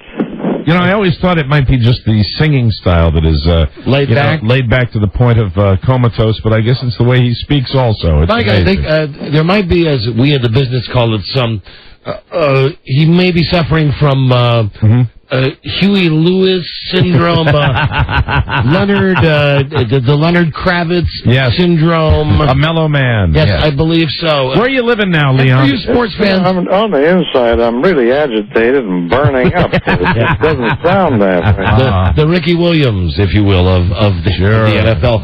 Listen, the legendary Leon, not the one from the commercial, but really, the legendary Leon Redbone, tomorrow night here in the D.C. area. Cool. At Wolf Trap, 8 o'clock tomorrow night is when Leon Redbone will be performing. What song do you think you are best known for? Is it your Christmas songs? Is it your commercials? What do people know you best for, Leon? Well, that's a good question. That's why I asked it, sir. Yeah, I don't really know the answer to it. Thank you. I like a little bit of everything, and it's hard to tell what people listening like. So a very long time ago, I saw Leon Redbone and Tom Waits on a bill together. You remember your days touring with Tom Waits, Leon? Yes, we did a number of shows in the 70s, I guess. Yeah. That was an interesting night, man. You remember the 70s, Leon? Oh, yes, I remember everything. 1870, 1670, 1570, and just 70. Are you going to vote, Leon? Am I going to vote? Yes. I can't answer that. You mean you can't answer that? Why not? Why? Well, it's not on the list. I didn't know did we give you a list? We didn't. That's a topic of a 5-hour conversation. Yeah. Well, let me ask you this: do you have strong feelings politically, Leon? I do have. I think borderlining possibly illegal. Yeah, like anarchistic about the entire process. Really? So you're one of those guys? I'm afraid. So I think it's. My vote is actually for Prince Charles. Why would that be, Leon? I think he's a nice enough fellow. I think he'd do a wonderful job. I bet he would. Just give it a rest for a while, maybe 5 years or so. Try it out, see if the monarchy works here, because it's unlikely he's going to be king over there. Yeah. Now he's coming out of the shell. Here we go. Now, it'd be nice. Leon, when you were on Saturday Night Live way back in the day, what was that experience like for you? I know you weren't on all the time, but you were on a hell of a lot, quite a few episodes. How great was that? It just seems that way, but I was only on the show maybe 4 times. Really? That's it. But just one appearance on the show, it equals to 10 ideas. Maybe that's what. Well, because it was a memorable experience. I remember you numerous times. It was a strange experience because it was a very manic kind of a an environment. So it's a lot of people running around, tripping over one another. I'm guessing you don't run around a lot, do you? I didn't do any of that. How fast? You ever get the car up like the 35 when you drive? I do about 80 usually. Wow, good for you. Well, Leon. He's seated. Leon Redbone. Maybe that's why. Mr. Redbone, what gets you excited? What gets you agitated? Is there anything? And do you yell ever? Do you yell and scream? Everything agitates me. I'm a very aggravated individual. Really? Have we aggravated you? I hope we have not, but have we? No, you haven't done anything like that. I'm really surprised. So are we. So are we. So are we. What do you think, if you won't talk about politics, what do you think of the state of music today? State of music today. Well, now you hit a sore subject there. Go ahead. I like a few things, though. I think that the latest attention paid to people like Nora Jones. Nora Jones, I think, is well deserved. Yeah. She creates a nice mood. You know who I like? Are you familiar with Hillary Duff? It rings a bell, but just as well. Trying to be looking girl. Trying to be funny, yeah. Now, are you touring with anyone else, Mr. Redbone? No, I did a pretty low-key kind of a show, travel around the country. Shock. I did a few shows with my friend John Bryan. Oh, yes. And occasionally do some shows with Leo Kottke. Mm-hmm. But other than that, I just do low-key performances around the country. So when it says, for instance, here in D.C. tomorrow night at 8, I'm guessing that really means any time between 8 and midnight. I mean, is it that loose that it means you show up? They're quite punctual over there at the barn. So in that regard, you got to get up and milk the cows and everything, and they can't start too late, And where do you live now, Leon? Well, I'm traveling most of the time. Right. Travel here, there, and everywhere. Overseas, sometimes. Do you Other than that, I'm just driving from point to point. Is there a home base for you? Home base, I haven't quite decided, but I'm looking around for a nice place to relax. If there is such a place left in the country anymore. Yeah. Do you sell Benadryl at your concession stands? What is that? It's an antihistamine that makes you sleepy. Makes you sleepy. No. As I told you, I'm an agitated individual. I hardly ever sleep these days. Well, that might help. You got to calm down, Leon. You really do. Yeah, you're right. Okay. Listen, it was a pleasure having you on the show. We're big fans. Where's he going to be performing? At Wolf Trap tomorrow night. Wolf Trap tomorrow night. Hope you have a great show out there. Thank you. All right, thank you. Leon Redbone. Outside is frightful. That's him. But the fire is so delightful. He's not so laid back on his record. With no place to go. Let it snow, let it snow, let it snow. American original. Yeah. Are you still there, Leon? Yes, I think it was you and Nichols. I might as well hang on and listen to what you're saying. Way down low. There he is. Let it snow, let it snow, let it snow. Leon, we'll let you go. Thanks for coming on the show. Very good, thank you. Hey, bye-bye. You excited about the Red Sox? Excited about the Red? You excited about the Red Sox? The who? Yeah. Thanks, Leon. Bye-bye. All right. All right, bye-bye. Take care. Leon Redbone. But Mike, very good. Congratulations. You are on. If I was you, I'd go play the lotto today. Well, that's my knowledge. That's my knowledge of you. You and I think similarly, and we think visually. And I knew that if I got a visual clue from you, I might be able to do it. Who doesn't remember those commercials that he did for Budweiser, right? Yeah, right. Mr. Redbone would like another decaf. I didn't tell him this, but this is back. It was actually, it was probably the late 70s that I saw Tom Waits and Leon Redbone, and I went to this concert, and I fell asleep. Wow, really? I fell sound asleep. The only thing I remember, I think Tom Waits came on second, and I had waken up by then. I'd awakened, and he spit into the crowd. He just said, "Yeah, Tom Waits," and then Leon Redbone, and it's like, what am I doing here? I must ask, was there a woman involved? That got you there? No, it was I was a young and foolish lad. It was Poughkeepsie, New York, guys. That was like a big headliner for us. That's like Vegas and Poughkeepsie. That's exactly right. For tickets to go see Leon Redbone, go to wolftrap.org. Okay, so that's our mystery guest. What can I say? Buzz no pudding for you. No. And we'll be right back. This is the Don and Mike Show. Falls Church, Virginia. Hello. Hi, Larry. There's a couple guys here in Washington, Don and Mike, who play a tape of you getting asked about journalism by somebody, and you think he's talking about medical school. Do you remember that? No. Do you ever listen? Have you ever heard Don and Mike? I never get to hear them. They were on the morning, they were on the afternoon, and I never get to hear them. We took over their show one day. I went, in fact, the day before the heart attack, we went and took over their program one morning and totally destroyed them. You could doctor your tape. The Don and Mike Show. I've got a unique dilemma. This is Larry King. I love Don and hate Mike. What do I do with my radio? Howdy, this is the amazing Kreskin. And if you could read my thoughts, you'd know that I never listened to Don Geronimo and Mike O'Mara. Hold on, they're all under K. Wait a minute. Hi, this is Larry King, and I never listen to Don and Mike because I'm bright, intelligent, lively, and desire information. I go anywhere I can, but not here. See, I'm trying to weave such a fabric. The song is Backstabbers, and Larry King stabbed us in the back, but the amazing Kreskin never has. Hey, you always hated me. Just don't listen under K. Those labels are faded, aren't they? Yes, they are. We'll look into that. Damn faded. They have pouty, bee-stung lips. Yeah. Don Geronimo and Mike O'Mara. Yes, we do. Okay, we got an open break here, so let me just get some stuff off my chest very quickly.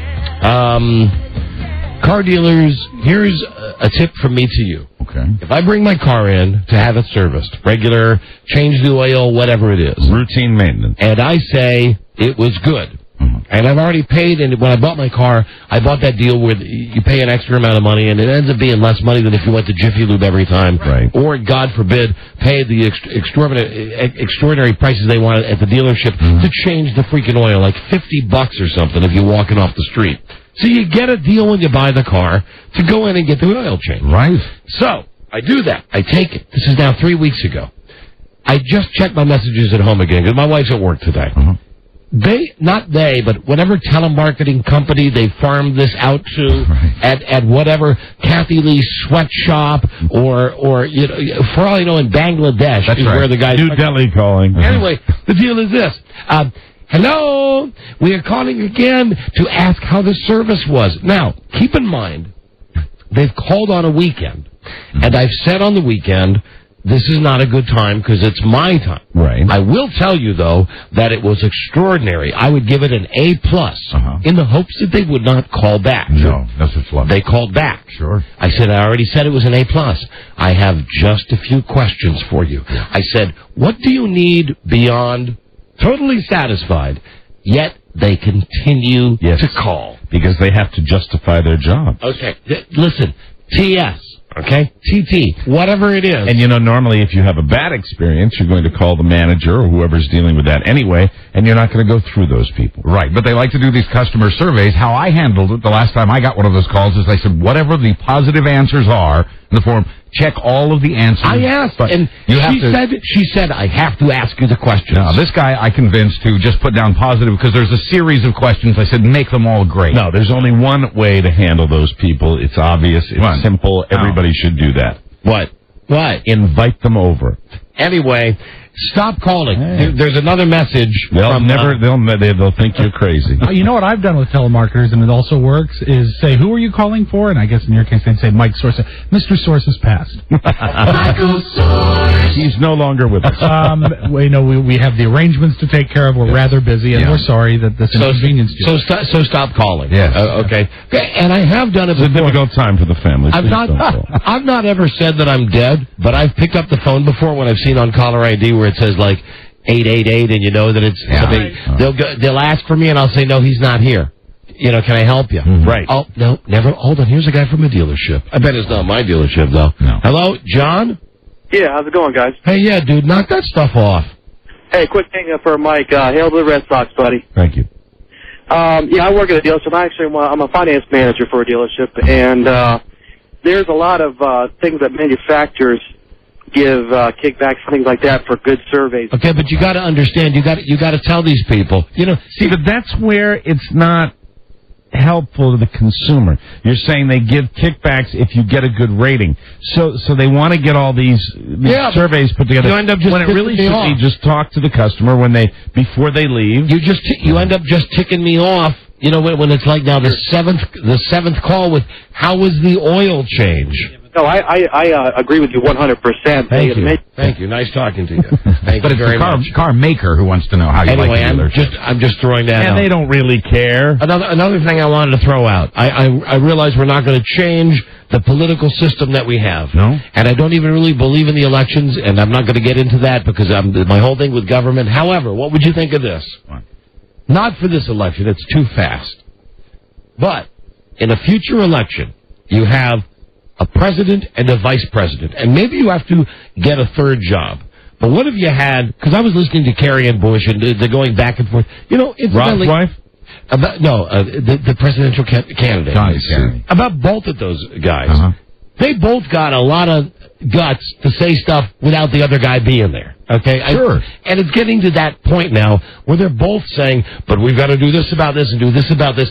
And I'm thinking in all of this, do either of these guys really care about America? And one thing John Kerry said that I think is true is that being the president of America means you've got to be able to do more than one thing at a time. Right. That was one of his jabs at Bush because Bush was focused on the war. Right. I don't disagree with that. What I'm offering the American people as a compromise is you have a president, a vice president, you give them a title, special teams coordinator, whatever it is.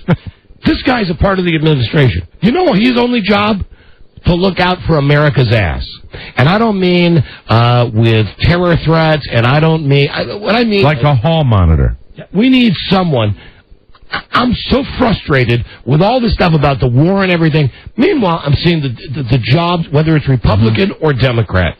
How about one guy in there, no matter who wins the president next time, because it's too. We'll never get this done. We'll never get this done in 2 weeks. Right. But imagine if you had one guy who was like on a football team or a baseball team, the general manager. The buck stops here. Right, main guy. Then he's got his other guy who's going to be his counsel for all the wacky, nutty overseas stuff. Like a foreign minister. Then you got another guy, another coordinator who's your terrorist guy. And then you got your one guy that says, what's wrong with the people in America? You know, why are we so mad? Why don't we think this is the greatest nation in the world? We need a president that will give us undivided attention. I'm sick of us going over to help everybody else in the freaking world. You mean the extra guy? Yeah. I mean, well, wouldn't the extra guy be the most powerful man in the office then? No, he wouldn't. It's much like a football team where you have a guy who's the head coach. Right. The president overrule him. Right. And of course the president could. But this guy, he's our guy. This guy, you don't want this guy. He's got like a phone, right? Somebody calls and says there's a pothole.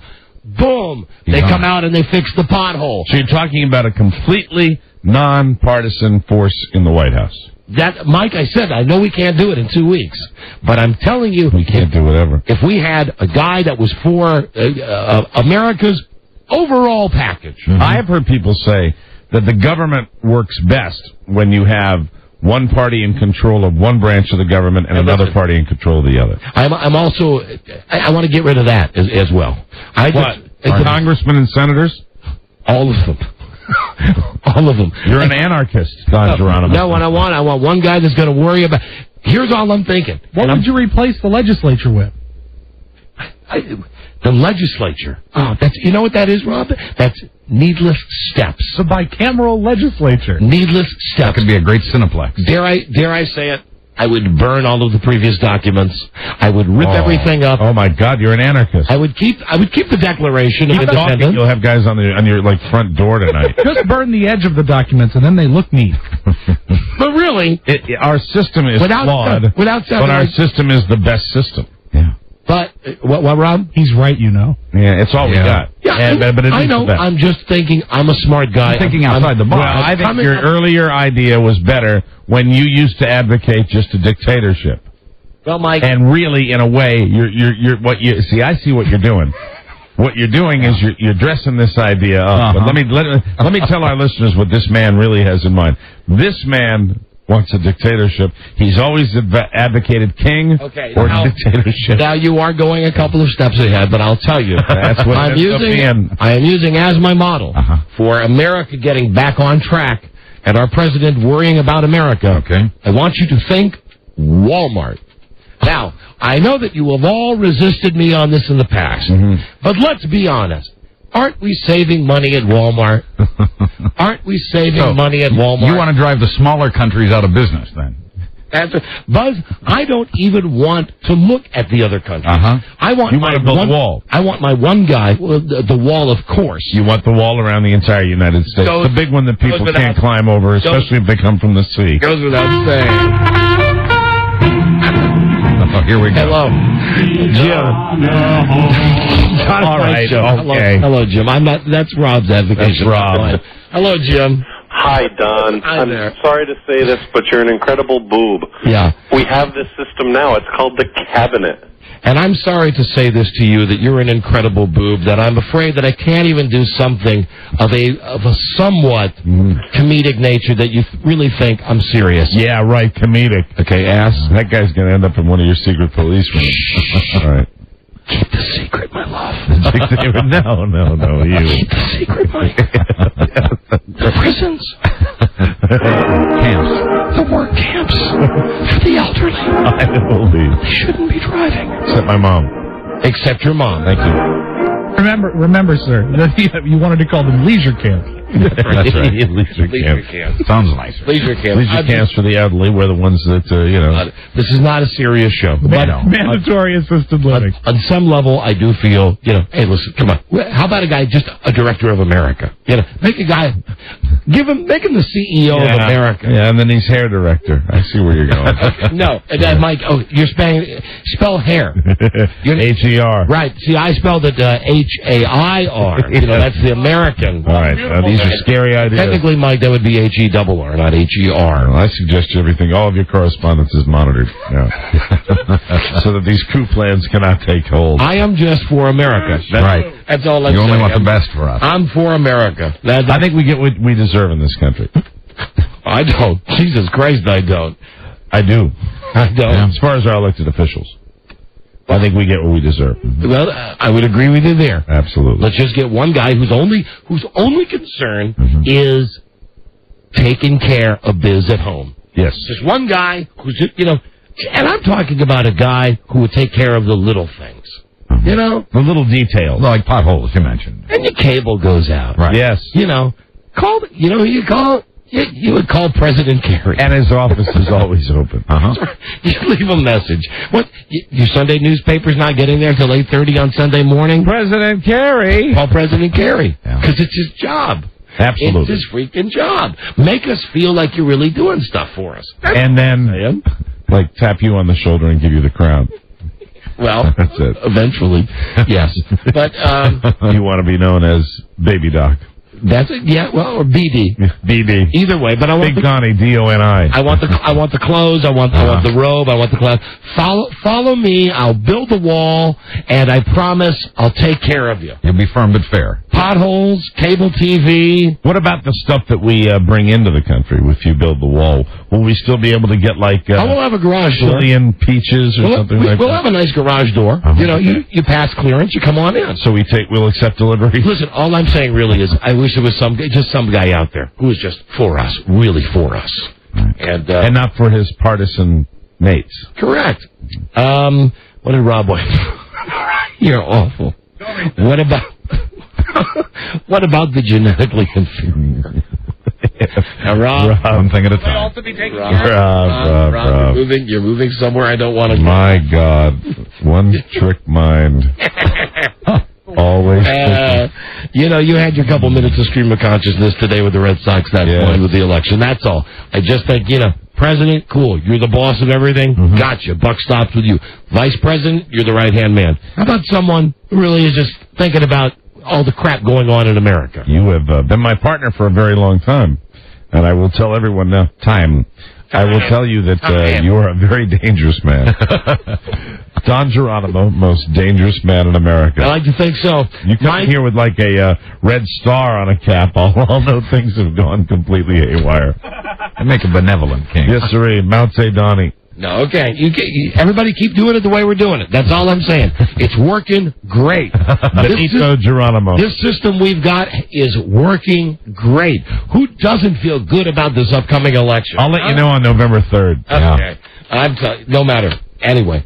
Someday they're going to come back. They're going to find this tape somewhere in the ground, and they're going to say, "Oh my God, right? This disc jockey was a visionary." Yes, if only we'd listened. Yes. In 2007, the Geronimo Doctrine was adopted. Suddenly, we had no senators and no congressmen. And the president supervised the entire country with the help of a special man who knew what was best for the country. And ideally, for this position, I would pick someone like. Well, I can't get Vince Lombardi because he's dead. Right. I would get someone like Bill Parcells to be in charge of America. That's a perfect choice. Okay? A guy who could win the respect of our citizens and at the same time... With no disrespect to the Orientals. Crack the whip. Yeah. That's right. Bill Parcells. No disrespect. Imagine that. And whatever his title is. You know, CEOP, chairman, chief executive, operator... Checker. President, checker. Chief checker in charge. Chief checker. Anyway, that's... You'd be sitting there with legislation and they'd be heading down to get some judge to stamp it. And Gordon. All of a sudden, Bill Parcells would say, "Hold it. Let me check that." Gordon. How we doing? Hey, Gordon. Hi there. Good. Hey, there's already a movie out with a kick butt guy, John Travolta and Swordfish. Yeah, but that's a movie with Hugh Jackman. Oh, is that the coolest car in the world that John Travolta drives in that movie? Yeah, and see, at the end, he has that whole office that he goes and does all that stuff. Yeah, but listen, I need a football coach, though. It's got to be Parcells. Or Belichick. He'd be good. Vermeil? Too old, Mike. Hello, Don and Mike. He'd be in the camp. That's right. Excuse me, Buzz. Not the camp. Yeah, the leisure place. Leisure camp. The leisure camp. Hello, Don and Mike show. Yeah, it's not just the camp. Hi. Don, my lord. Yes, hi. Hey, if you make the 10-year limit, I'll vote for you. Listen, I don't want to run. I don't want the job. I'm just telling you. You don't want the job of president, but you do want the job of checker. It's not Bill Parcells. It's going to be you eventually. Oh no, Mike. There's too much work in that. I can't be bothered with that. We have to do this show, for goodness' sake. Yeah, we still have to keep this show on the air. Hello, Don and Mike show. Don. Mr. Geronimo. Yeah. I thought you swore off the drugs. Dude, I did. I'm totally clean. And again, you are so spiteful. You know who you would hire for this job? Dennis Murphy or Tom Gavin. I know you. I think there'd be a department for them. Sure. Let me just say, they wouldn't be here. Right. They wouldn't be here. Oh, no. No, don't. I'd send them somewhere nice. Oh, no. Somewhere nice like North Dakota. Oh, you're duplicating a blueprint. No, Mike. No, I'm not. And they could live anywhere they want, that Bill Parcells says. Anyway, listen, everybody's calling with this, and I'm just goofing around. And yet I make a lot of sense. Yes, of course you do. How will I deal with this? Here's a crisis for me. Yeah. Nancy O'Dell will be at least 10 more minutes. Well, tell her, pound sand. Pound sand, my love. My sweet. Keep the secret, my sweet. She would be 10 minutes late if you were chief checker in charge. That's right. I'll talk to you tomorrow about Brad Pitt, my sweet. My sweet. My sweet. Off to North Dakota. Hold on. Johnny. Say it. Don and Mike. Johnny. Say it. How could you possibly overlook Iron Mike Ditka for the position? Yeah, he was pretty good on the show the other day. Ditka. Nice job, boys. I got to catch a plane. I'm saying you let those smart guys, the politics guys, you let them handle the politics stuff. The nuts and bolts of running America? Yeah, give me Parcells any day. Mike, I do have a picture of the mascot, of the midget mascot that Pedro has. Did you have him floating around last night? Didn't see him on TV. I did some research. Do have a picture of him. You might be interested to know that he is the midget, the original midget from the original Island of Dr. Moreau movie. Really? Let's see. He can be found all over Fenway Park.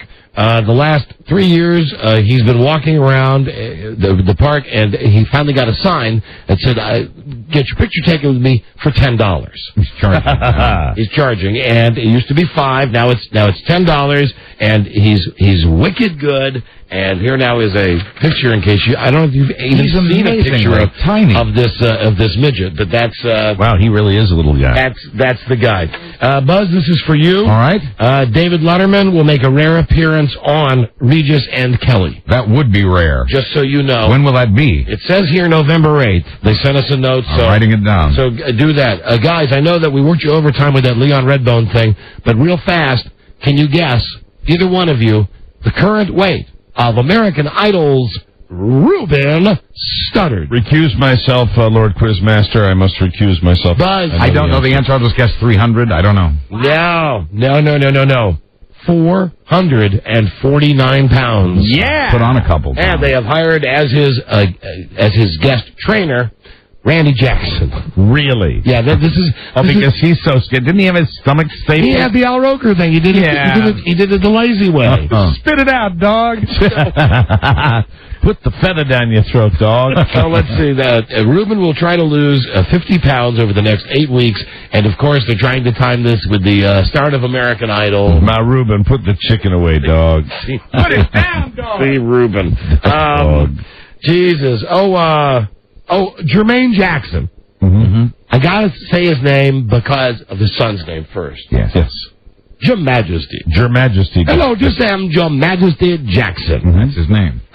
He has made a statement about Michael Jackson.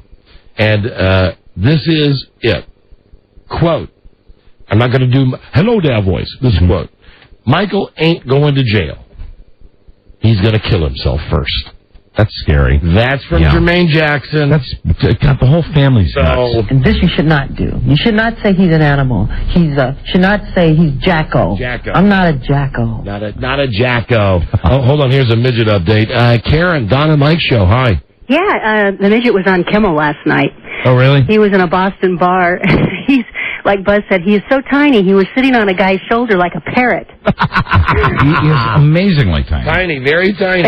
His English is not so good. Oh, really? Is he from the Dominican Republic? Neither is Pedro's. Yeah, I believe so. And when he speaks, he sounds like Paul Ham, the gymnast on Helium. Oh, Karen. Hi, Karen. Oh, thank you, Rob. It's Karen, everybody. It is. Hi, Karen. It's Karen. It's the same one. I forgot she has her thing. You're the same Karen. I am. The same one. I didn't want to intrude, though. Her theme. We called in again. All right. Okay. Thank you, Karen. Bye. Bye. I'm wondering, who was that? That's Karen. Who is it? Oh, Karen. Karen. She's alarming, but disarming, and a really very charming modern girl. Karen. Yep. That was great. Yeah, it was. Fun. What are you saying? Thanks for grabbing that, Rob. What are you saying? You put it in the machine. I'm just selling it. That was great, Fuzzy. I realize Thanks, Sugar Daddy. You know what that's like, though? That's like you put the bullet in the gun, I squeeze the trigger, and then I turn around to you and I say, why'd you kill that guy? And I'm the guy that gets killed. I think the people listening are the people who got killed there. Matthew, Don and Mike show. Hello, Matthew. You there? Matthew? No, that was Matty. That was a ticked off telemarketer. Oh, really? That didn't like the idea of you dissing the dealership. James. Yeah, hey, Don and Mike show. Hey, Don, Mike, Buzz, and Rob. How's it going? Hi, we're doing great. How have you been? We've been great, thank you. All right. Hey, I called to talk about the president, but then you started getting off topic. What's up with this show, Lost? That's great. I've never seen it. Do you watch it on a regular basis? Absolutely. I've never seen it. That's why I'm asking. Check it out. It's getting huge ratings, and it's an amazing show. You know what? Beth Ann was... It's no Extreme Makeover Home Edition. Oh, come on. Get off the phone, Beth Ann. Please get off the phone, Beth Ann. Would you make sure to listen to the station back there? Yeah, well. She was telling me something about she's not happy with that show, Buzz. Oh, as happy as you are with it, Beth Ann McBride is not happy. Sorry to hear that. There you go. Oh, they must have changed the station. Oh, very nice. Hello? Hi there. We are listening to the show. I was trying to get off the phone with Nancy O'Dell's people. Oh, please. Don't pound sand.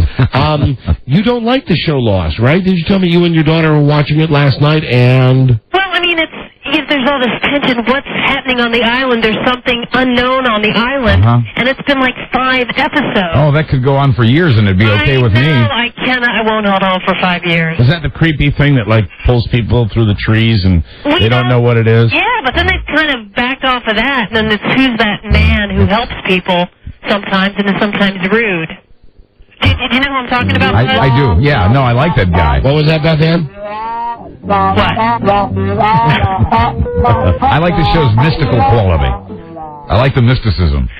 Yeah, but it's a lot of mysticism. I need closure, Buzz. You'll get it. What, Beth Ann? Beth Ann? Yeah? What were you saying? I can hear it. Hear what?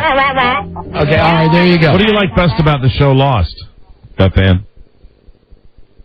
What do you just seriously tell us what you like best? What do you like about it? Well, what I liked was the very thing that's going to make me hate it. What is it? What could it possibly be? What if it turned out to be Mark Cuban? Beth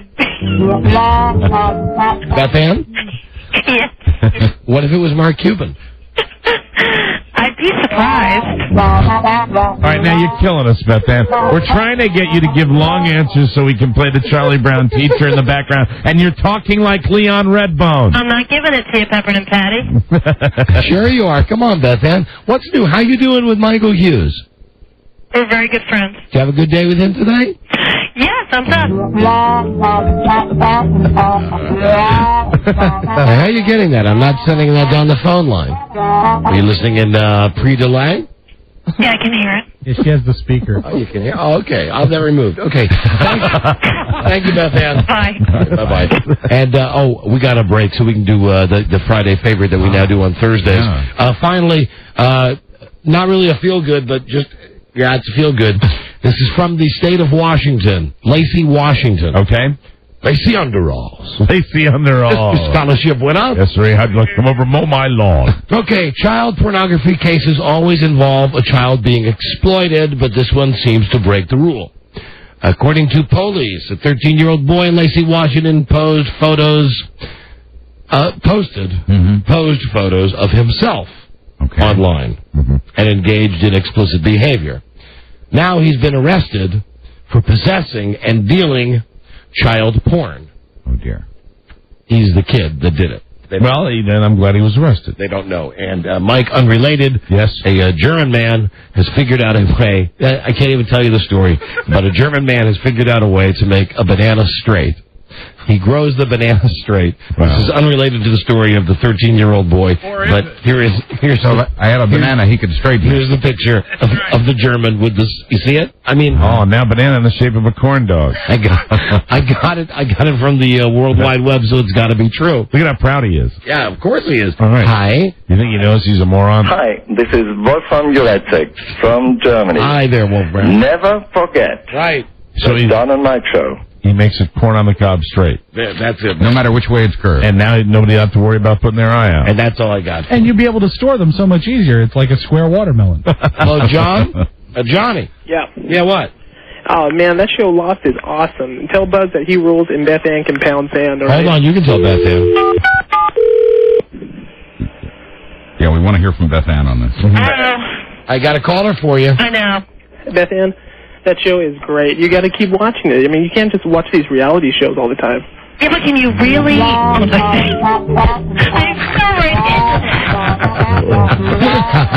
Very, very good, sir. You can have your opinion and I will have mine. Okay, thanks, my friend. No problem. All right, bye, B.A. Oh, she already hung up. We will be right back. This is the Don and Mike Show. Let's go to D.C. and Garrison's on the line. What say you, Garrison? Hey, O'Reilly. How you doing? Good.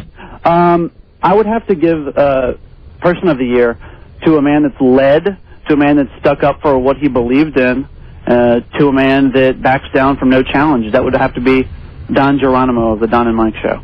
Don Geronimo of the Don and Mike Show. Now, are you related to this guy? What's that? Are you related to him? Do you know him? No. Did he give you a car? No, that because would be Garrison on the screen here it has Jesse Ventura. Yeah, I changed my mind. Oh, you did not. You wanted to give this guy a plug, Garrison. We know where you live. We're going to come over to your house tonight and take a reprisal against you. But it'll be a gentle reprisal. We'll probably force you to wash our car. The Don and Mike Show. Your favorite French male transvestite prostitutes, Don Geronimo and Mike O'Mara. Station break. Burlington, Vermont. 96.7 WXZQ. Those would be your Red Sox people up there too, right, Mike? Amen. Right on out. Worcester, Mass. Yep. WORC. Dallas. Well, Mark Cuban apparently is our only listener every night at midnight. Right. Live 105.3 and in Fresno, California. 105.9. The Edge. KKDG. Some of the 42, 43, 44, 45 stations that are currently airing the show. And we love every one of them. So, having said that, it's Thursday. We don't do the Friday thing on Friday anymore. Now we do it on Thursday. Change is inevitable. Deal with it. Here we go. It's game time now on JFK with cash for you and me. He's hot. It's time for Don and Mike to play the Budget Jeopardy. Our guy is hot, and please welcome. No. Newsmaker. Now hold it now. This is the music you play on your radio show. Turn the music off. Right now. Just no. Don. Bill O'Reilly. What say you, Donnie? Turn that off. I don't want to listen to it. I don't think anybody wants to listen to it. We're here. I know why you guys are doing your little thing to me. Because of all the controversy. I'm aware of that. That's okay. No, you, the news guy. Sorry. Over here, Buzz. Yes. Okay? Quiet. All right. Shut up. All of you just shut up for a second. Let me look. Nobody said a word. I know nobody said a word. I know that. I'm aware of that. What that is, you haven't said a word, he hasn't said a word, but I'm going to say a word. All right, go ahead. Because that's what I do. What do you want to do? I'm just going to say, first of all, I'm looking out for you. And I'm being raked over the coals. How's that kid's book going? That's the way. Hey, look. Hold it just a second. How's the kids? Look, I'm going to send you an O'Reilly Factor T-shirt if you just listen to me, right? I want to tell you that you guys, the shock jocks, the media types, the people that have been dragging me through the coals, it's just not going to happen anymore. I'm not going to let it. I'm not going to tolerate it. I'm going to go back to doing what I do. And then that's just the way it's going to go. Now, how could you possibly have a kid's book on the market right now? I'd like to say one thing. Yes. I came down here, out of the goodness of my heart, to come on a sister station, or whatever we call it. Your candy machine is out of Vaseline. I just wanted to point that out to each of you guys. And I listen to you. I listen to your show. I think it's entertaining. It's got entertainment value. But I picked up on one thing, that you have a female... producer, is that right? Her name is you have a female producer named Beth Ann McBride. That's right, Bill O'Reilly. Right. Yeah, I would love, if I had a chance, I think it's good that you're hiring women to surround yourself with. I think it's a good thing. We're fair, we're balanced. I want to make sure that if you give me a chance, I'd like to, can we get her on the phone? Let's get her on the phone. Why don't we just get her on the phone right now? So we can chat with her. I'd like to do that. Just get her on the phone. Your producer, Beth Ann McBride. I'd like to chat with her. Hello? Beth Ann. Yeah. Bill O'Reilly. Hey, Mr. O'Reilly. What say you, Beth Ann? What say you? Are you aware of the factor? Your show? You listen, Beth Ann? Yeah? I'm asking you a question. Yeah. It's not difficult. The O'Reilly factor for radio, Beth Ann. Do you listen to it? Yes. Do you like it? It's okay. What are you wearing right now?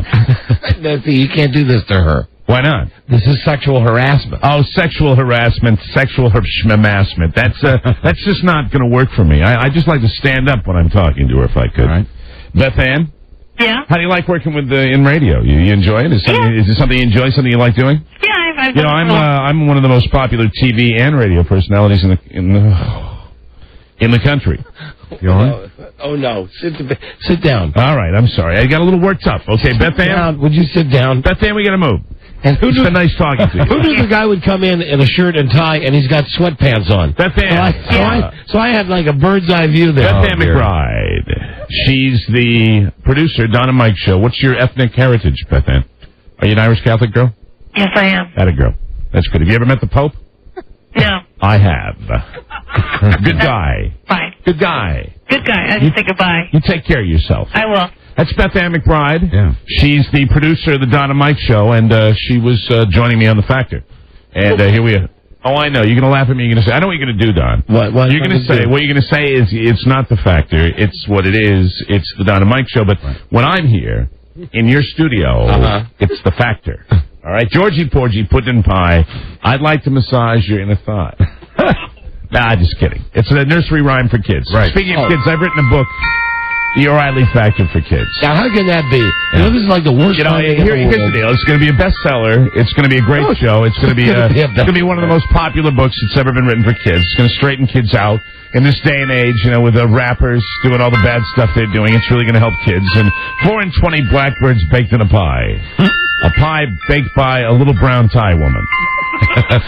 Yeah. Hey, and I understand you're also very partial to Norwegians. I like Norwegians. They're tall, long-legged. They're wonderful. They're wonderful ladies. They have beautiful thighs. And speaking of kids, Hickory dickory dock, a Norwegian woman wearing only a jock. I know that. Yes. Speaking of kids, I know you're a fan of toys.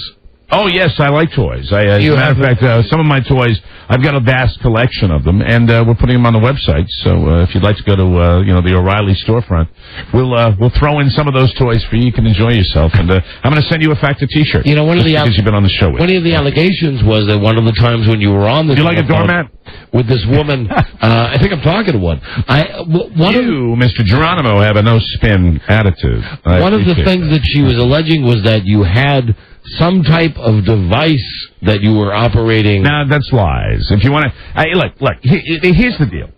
You want me to get into it? I'm going to get into it with you. Okay, do it. You want to deal with it? I'll deal with it head on. Okay. I'll take your questions on it. I'll field your questions on it right now. We'll talk about it. We'll get done with that. We'll move on to something else, and then we'll be done with it. Okay. What do you think about that? Okay. Hold on a second. Wait. You'll ask me some questions. Here's how it'll work. You'll ask me some questions. I'll answer some questions. We'll talk about what we're talking about. And then we'll move on. Did you use a machine? Just a second. Hold on a second. I don't want to interrupt you, but that's what I do.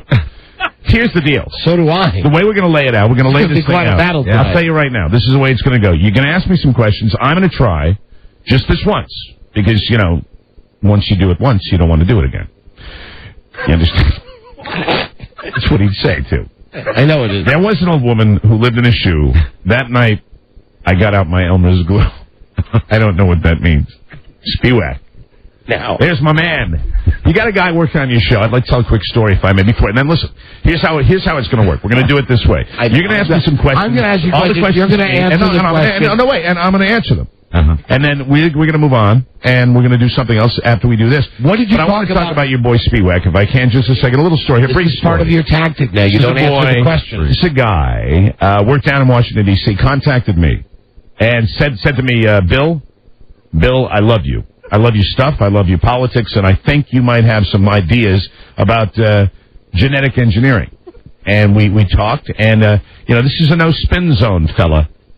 And I said he's a good boy. And the correspondence I got, I'm not an emotional guy. I don't think I've ever cried.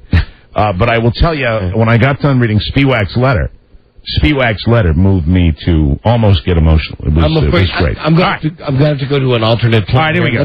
I'll take your questions if you want that. Who's up for a shower after the show? Let me just say this. I don't think we're going to get what we need from Bill. Let's take the first two calls at 877-365-3636 to play Jeopardy. Did I mention I was great on the Leno show? This is going nowhere. I was great on the Leno show. Let's take a break. Call now for Jeopardy. We'll be right back. No spin zone. We will be right back. We clear? Yeah, we're clear. Clear. How are you? Okay, so what's happening? You called that chick, right? Oh yeah. All the time? All the time. How many times did you? No, she wanted me, and she would walk into my office, and she'd come into my. We off here? Yeah, of course. Yeah. She'd walk into my office, and she'd say, she wouldn't say anything specifically, but what she would do was, I got to talk quietly, which is just you and me. It just does, yeah, sure. She wouldn't say anything specifically, but what she did to me was with her eyes, she would say. Do you realize when you're telling me this story? Yeah. Look where your hands are. Can you watch it? Yeah, that's kind of... I'm sorry. Kind of creepy, though. But she did it and she wanted it as much as I did. But it was great.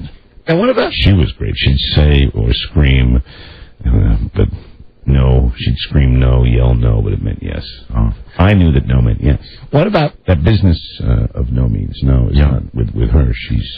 How do you make all this? Because you wouldn't even be nailed for this if you didn't have all this morality crap on your show. Well, it's the act. I know it's the act. You got to have the act. You got to have the act. It plays well. Have you thought about it? Plays well in Peoria. Hold on. You know what I mean? Before we go back on the air, let me ask you a question. Before we go back on the air. Yeah, Have you ever thought about just being honest, about coming on and saying, I'm just a man, I screwed up. Well, it was wrong for me to impose my morality because I'm as flawed as everybody else? Hold it. I'll do that with you. Okay. Because, we're in the fraternity, the broadcaster fraternity. Don. I'm dying here. I know you are. I'm hanging on by a thread. She's got you by the short hairs. I'm really having a tough time. She's got the tapes, It's tough making it through. It's very difficult just making it on the show and doing what I'm doing.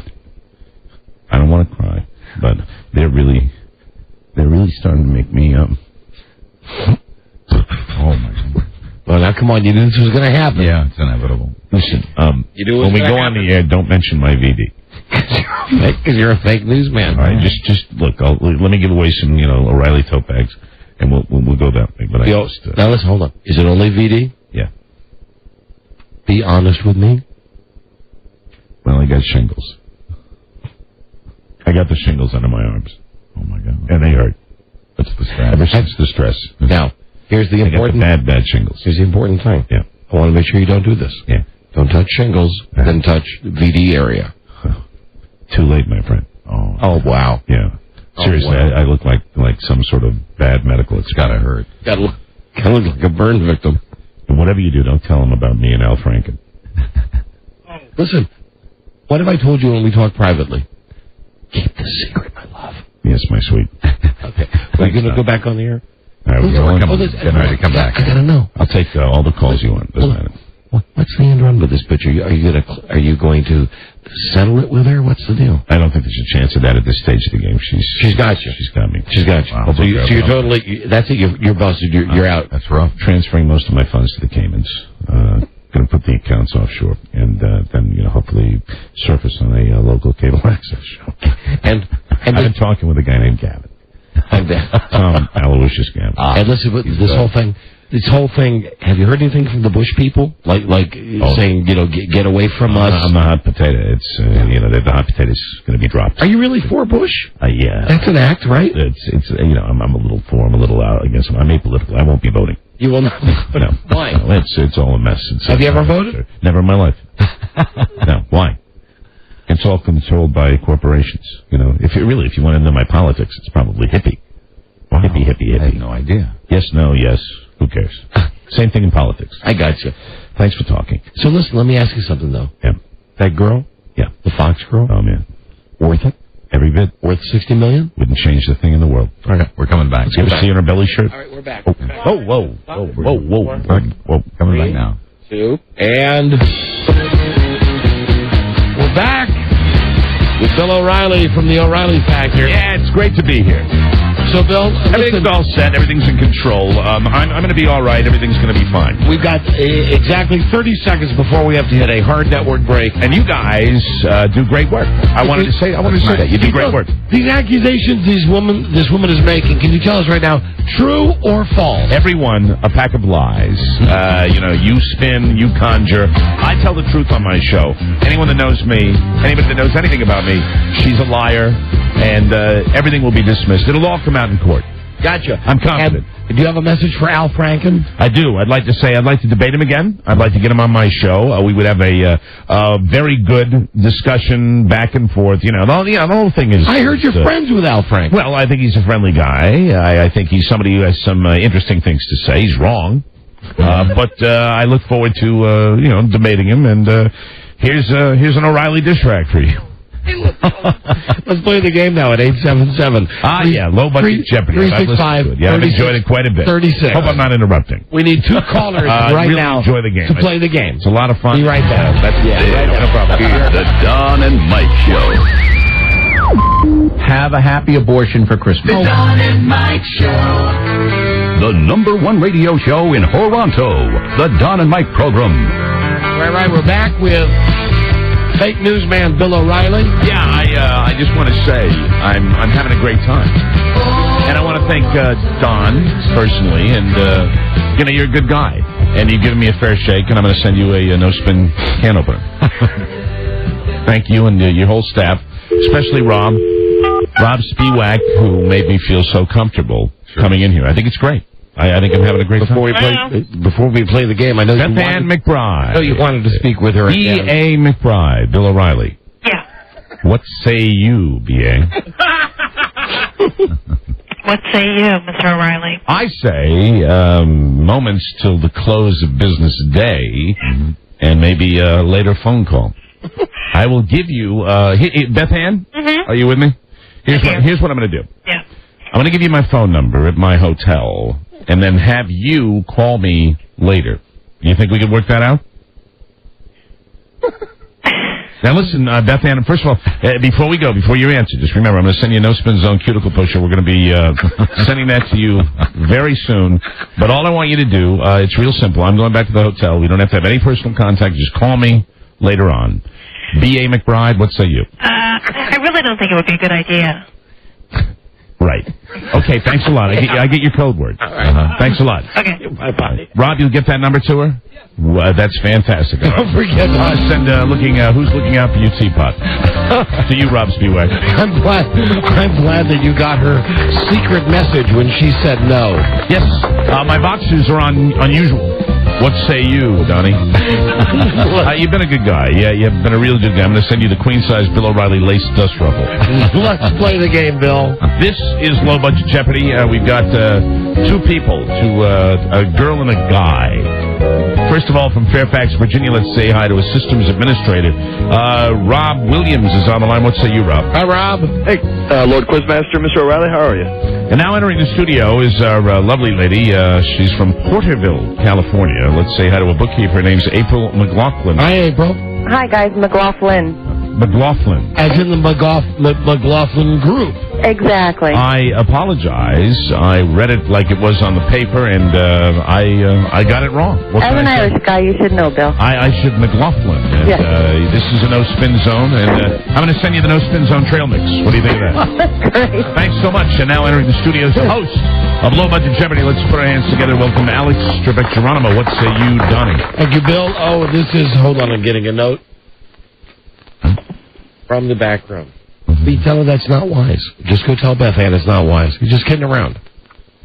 There's no need. You don't need... I didn't think... Let me point out to everyone here, something's going on. These guys are... there's a little plan here. I didn't think that was harassment on your part with Beth Ann. Is that what she's accusing me of? I've just been handed a note. Don't worry about it. Don't worry about it? No, it's not going to... Nothing's going to come of it. You're all right. Tell her, write a note back. If she doesn't want to call me at the hotel tonight, write a note back. Tell her I'll send her a No Spin Zone urinal cake. All right? We'll be all set after that. It should be fine. It's nothing to worry about. Here's the deal. Bill? Can I just say something before you interrupt me? I'll interrupt you. Also, she just sent me another note. She taped your phone call. Well, it's all right. I was making an offer. I can say it's a business conversation. Right. We on the factor, we're really trying to stay fair and balanced as far as election coverage. Yeah. So, we're taking a poll. The overwhelming sentiment is that we're doing a great job. Oh. So, I just thought I'd say that and remind everybody to listen to me tomorrow. Did you want to talk to Beth Ann about any particular poll? Yeah, I think that we could probably talk about all the different varying polls that are out there. Just one poll in particular you'd like to talk about? There's one that I actually feel has more credence.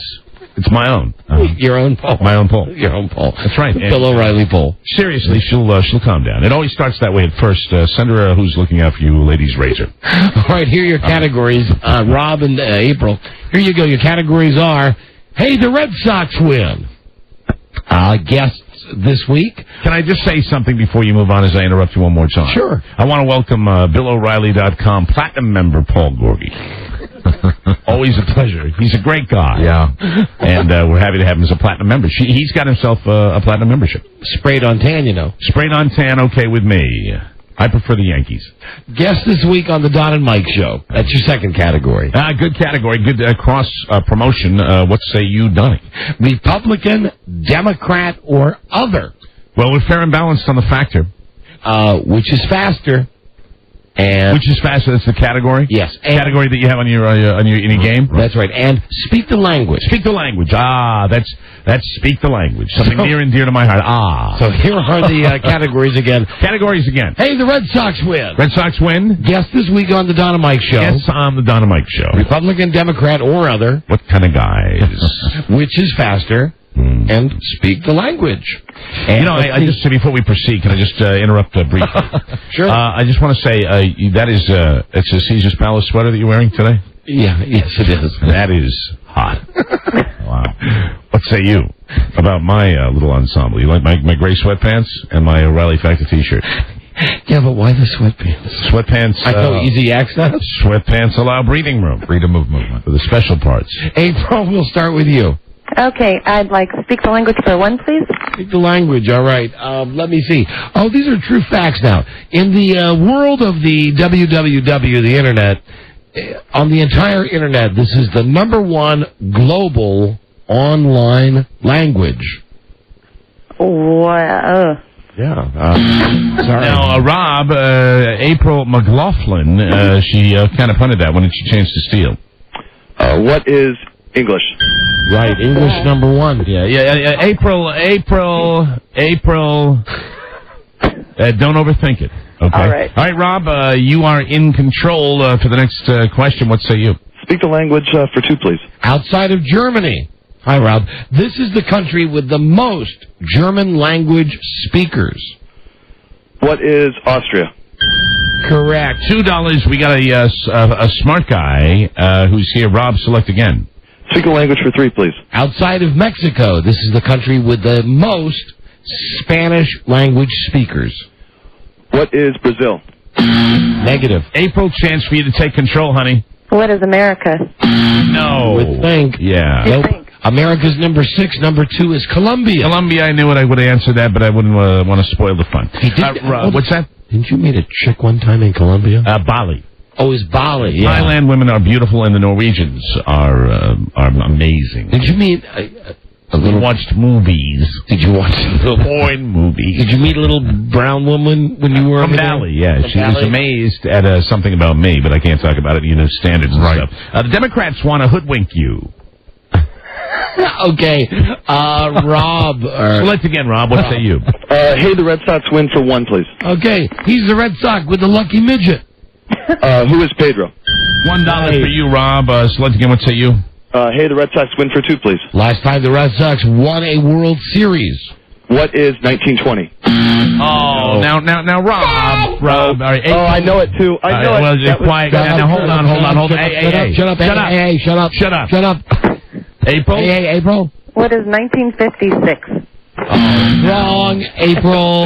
Can I answer? Right, you're playing with the guys. Do you want to give Rob a chance to tuck it in here? What was that? I'm not even. I don't know what you're doing here. I'm just talking. The thing is, the fact that it's always going to because we both are big interrupters. You guys, you, Bill O'Reilly, do that. Bill O'Reilly, you're fine. If you want to do that, we can talk at the same time. It's fine. It doesn't matter to me. He's a fake news man. Great. Here's the thing. What's great about it is you got the girl on the phone. You and I can have an intelligent discussion here, and I guess we're not going to do that. Donnie, I want you. Taped you. Keep the secret, my love. See myself. Thank you. Now he wants to give the answer.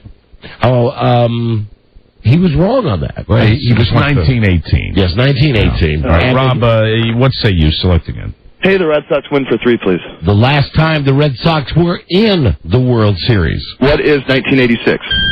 Correct. What was the dollar value? I lost track. That was $3, Billy. $3 for you, Rob. Select again, please. What is... Here's what we Republican, Democrat, or other, please. We have a guest on the show this week, Republican, Democrat, or other, which is faster. Okay. Republican, Democrat, or other. Michael J. Fox. What is Republican? April, here's the opportunity for you to steal. I hope you do something here because you're running out of time. What is Democrat? Yeah, that would be the whole stem cell thing. That, Michael J. $1 Fox. for April. Select again, April. You're getting. Oh, no. Did you see Michael J. Fox at the game last night? When the Red Sox put him in as a pinch runner, and he kept shaking off the signs. Oh, now that's uncalled for. I don't understand why you have to say something like that. I'm going to leave. You're not going to leave. No, I'm kidding you. I thought it was the funniest damn joke I've ever heard. There's a chick on the phone. You're not going to leave. That's right. We got April here who's mounting her comeback. All right, April, select again. Republican, Democrat, or other for 2, please. Loretta Lynn. What is Republican? Rob, your chance to steal. What is Democrat? No. Libertarian. Libertarian, that means she's a kook. I mean, I don't want to make, I'm not going to make an overstatement, but, Loretta Lynn, Libertarian. All right, you're all ruining the country. Go ahead. April, you're in control. Republican, Democrat, or other for 3. Johnny Depp. What is Democrat? Rob, your chance to steal. What is Republican? I knew it. Johnny Depp is independent. Independent-minded and a great pirate. April, you're in control. I'll take which is faster for 1. All right. Boy, I got a bunch of great new... I want to thank my sister-in-law, Robin, got me these books with these incredible facts for my birthday. And I really wanted to thank you for putting the Johnny Depp question in. Depp is pretty, like a lady. Which is faster? They actually they race these animals. Which is faster, a horse or a greyhound? April, what say you? What is a greyhound? Rob, your chance to steal. What is a horse? Right, horse is faster than a greyhound. $1 for Robbie. Select again, please. Which is faster for 2, please? Gazelle or cheetah? What is cheetah?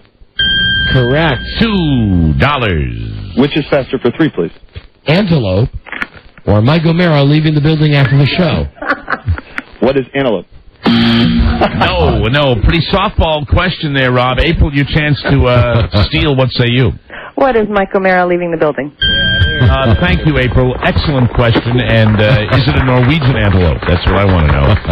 Is that the end of the first round? No, we just got the guest this week on the show. One more category. Go, April. Go. Just for 1, please. All right. Good luck. Hope you listen all week. Crazy billionaire. Who is Mark Cuban? Right. There you go, April. Quite a comeback, April. Select again. Guest for 2. LA TV weather girl. She got one shot at the Late Late Show. Who is Lisa somebody? You need that last name. Joyner. Well, you know what? Rob's got $10. April has 5. You have to decide. Rob, your chance to steal. Sorry about that. Who is Lisa Joyner? There you go. $2 for you, Rob.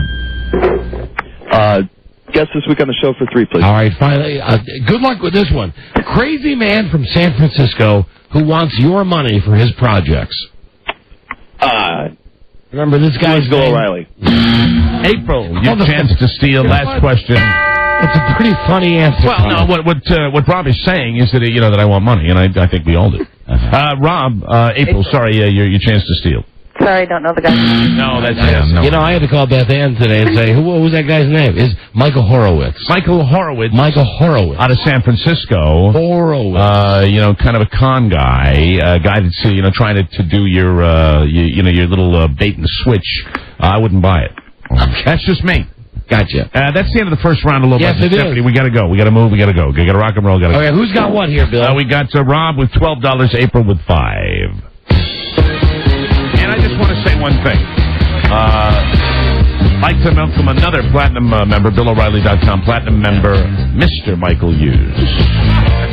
Good guy. Here's your category, guys. In final Low Budget Jeopardy. He's not Rick James, bitch. Okay? That's category. I know that there's a chance you'll Google it. What the hell? But you got to answer right away. In the form of a question, please. He's not Rick James, bitch. The current age of America's #1 funny man, Dave Chappelle. In the form of a question, kids. Current age of Dave Chappelle. Good luck. All right, now, we got something special here before we get out of here. I got to tell you, all contestants on Low Budget Jeopardy will receive the Who's Looking Out For You electric massage unit.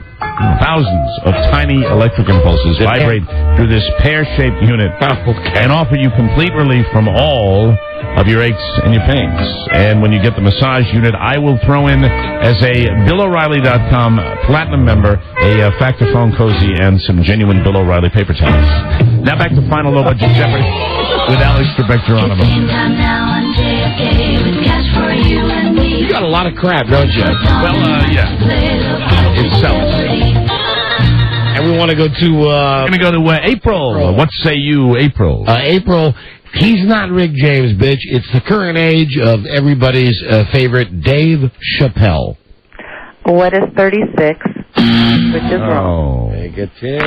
Sorry, April knocks you down to 0. Stick around. We might have a Who's Looking Out for You tote. Rob, if you got it, you're the big wiener. What is 38? Oh, no. Oh, I'm sorry. That knocks you down to nothing. Dave Chappelle is 31. Oh, this I know, Don. Dimwits love merchandise. No spin T-shirts. It's the type of game that Michael Todd Hughes will love. We're giving away no cash today. Yeah, Rob, we got something good. We got something good for these people. Rob and April, don't go away mad. Please just go away. Here now is Bill O'Reilly to tell you what you won. Bill. All right, Rob Williams, April McLaughlin, listen up, listen carefully. You got a trip or two anywhere, all right? Anywhere Independence Air flies. Outstanding. Washington's new low-fare airline is here, 300 flights a day. Tell us to 35 cities, flya.com, Independence Air, go your own way. They go to all sorts of great cities, New York, Boston, Orlando, Tampa, great times, great places, great things to do. And I might even throw you some Bill O'Reilly merchandise, too. I've got so thank you, Rob, and thank you, April. Have a great weekend, kids. Thank you for listening to the show. And, Bill? I'll tell you, I got one item doesn't sell well on the website. What's that? That's my no-spin propellers. Before you go, I haven't sold one. Before you go, I just want to say goodbye to Beth Ann. Hello? Bill O'Reilly talking to Beth Ann McBride. What say you, Beth Ann? Nothing. What's up? How are you? Did you get the number? I'm sorry? My number at the hotel. I won't need it. Thank you, though. We can talk radio. Oh, okay. I understand your code. Okay, we got to run. Thanks, Beth Ann. Okay.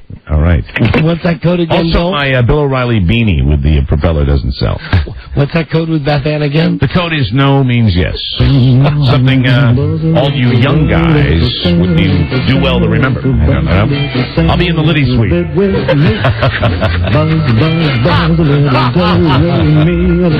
Well, Bill O'Reilly. Well, it's been a real slice of heaven. I hope you guys someday come on the factor, but you won't come on because you're not political, so it doesn't matter. But I really want to thank everybody. It's good to be on the radio. I like doing it. And don't forget to watch the factor tonight. Oh ho, tra la la la la la la. You left a bunch of your toys sitting out there. Yes, I got a whole satchel for them. It's a Bill O'Reilly tote bag filled with a lot of massage oils and things like that I carry with me to keep me young. You know, I didn't want to mention this until we were done with the segment. Sure. It appears that accidentally, I'm sure. Yes. You were sitting on one of those devices. No accident here. I always know exactly what I'm doing. In a world where owning a radio was strictly forbidden, one man found a way to bring good news to his people. What say me? What say me? And so I've noticed your satchel is dripping. Yeah. Yes, it is indeed. Yes. We'll get that right out to the laundry. Buzz? Yes. Buzz, what is your lead story on the news and comments today? Today, stunning news about the pill. Ah, the pill. The pill. Totally against it. Friend of yours? No, not at all. Not really? No, don't take the pill. No, well, you wouldn't have. No, you wouldn't. Well, I took a boy's pill one time. You did? Yes. It was blue. Oh, you took one It of helps those. me thrive. Stay tuned for news and comments coming up on the Don and Mike The Show. Don and Mike Show. Well, O'Reilly, that was very professional. Here's your O'Reilly umbrella. This is the Don and Mike Show. The word from Planet Crackpot. The Don and Mike Show. Listen, or they'll poke you in the eye. Don and Mike. Yeah. Time for Buzz's news now. Love really hurts without you since you left. My right arm is killing me, ladies and gentlemen. Billy. Yeah.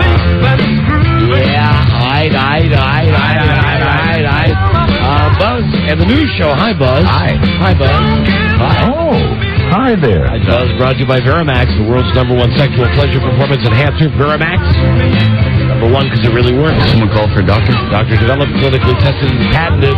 Verimax available at retailers nationwide. Call 1-888-TRY-VMAX. Hey, Buzz. With the news. Hi, Buzz. Hi, Don and Mike. Wearing his nice pullover. Thank you. It's not too gay. It's kind of masculine. Don't get happy. That, if I'm not mistaken, is the same pullover that a couple of weeks ago, or a similar one to a couple of weeks ago when you slipped the shirt off during the show and came back wearing just the terry cloth pullover. No, this one is a different one, and it's partly wool, and that would be way too scratchy. Does it have a hood? Yes, it does. You know what it is? It's a little Jesus-y. There you go. Yes.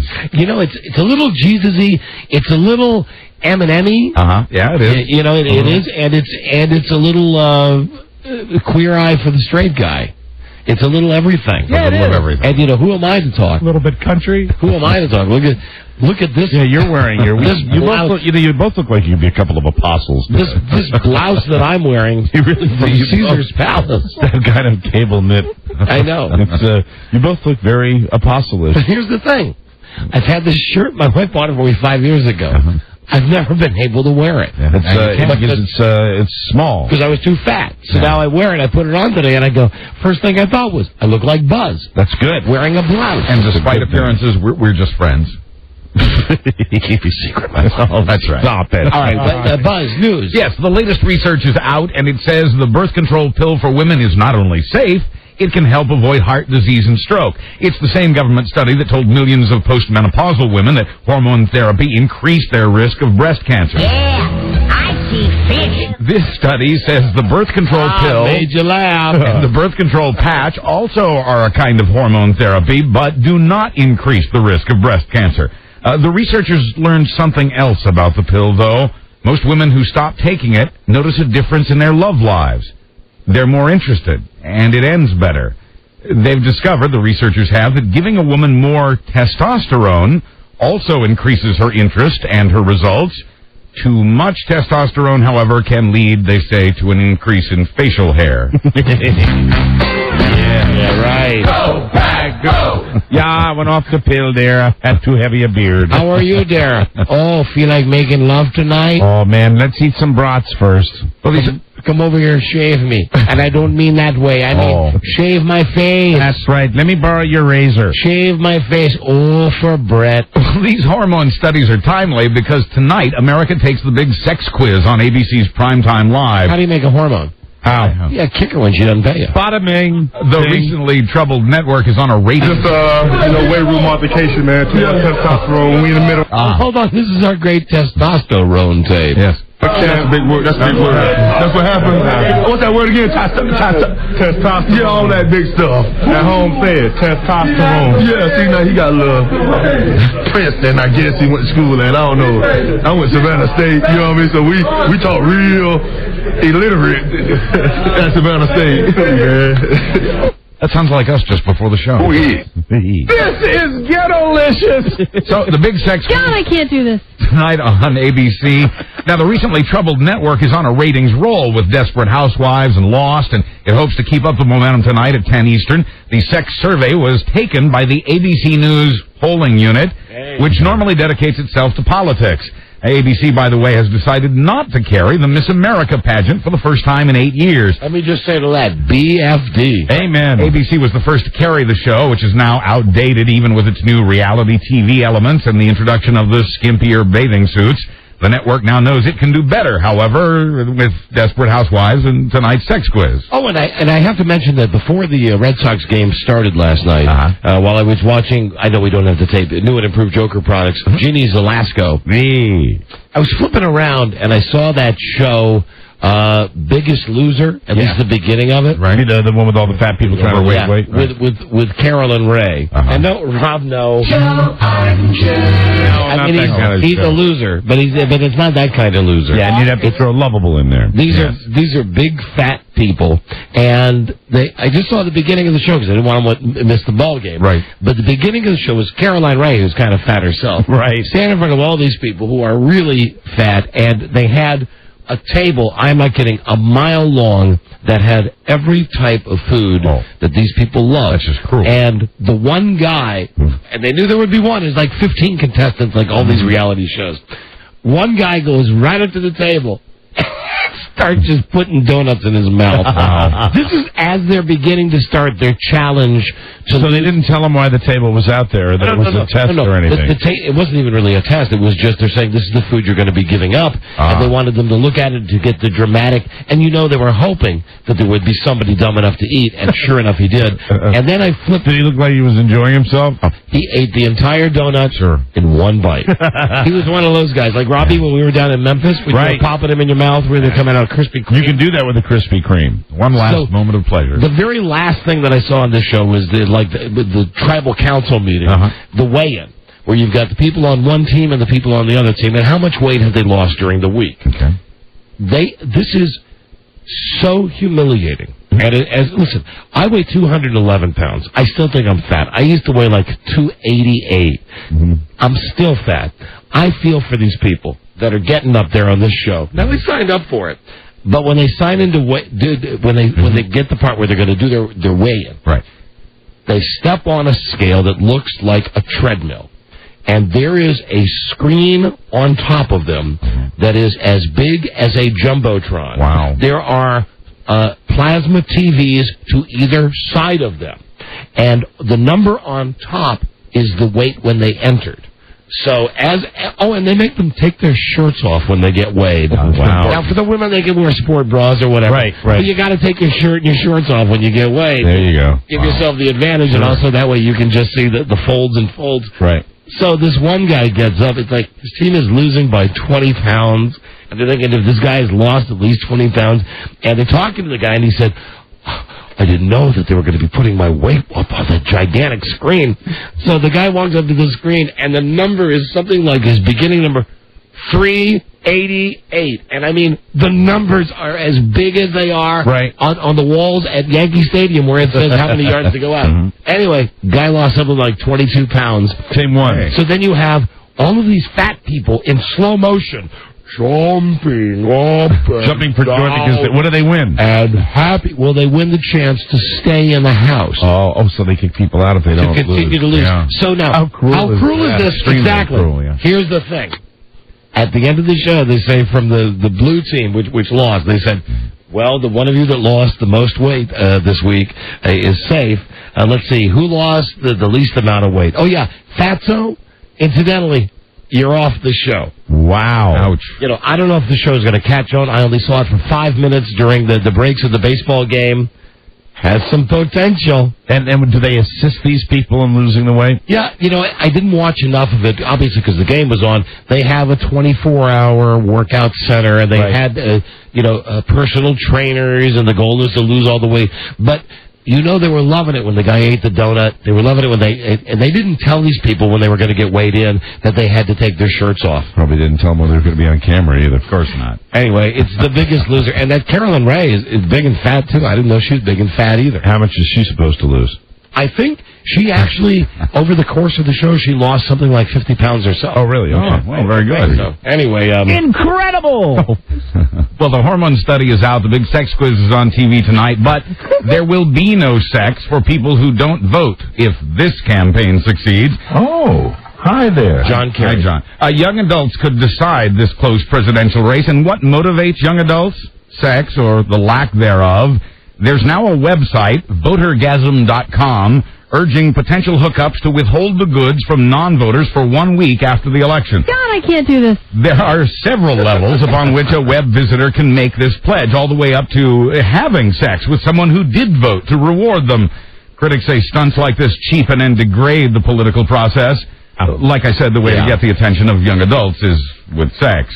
Did you know that among young voters for this election, the percentage of people that have said that they're going to vote in this process that have registered is up like 250%. That's amazing. And the amount of women that have registered for this vote is up considerably as well. I think that's good no matter who you're rooting for. And I know this is old news. I didn't know. I knew that Sean Combs had been brought in as like a spokesperson for this. They said to him, really, think of it as a campaign. Come up with a slogan. Come up with a jingle. Okay, because it was Sean Combs that I heard saying that all these numbers were up.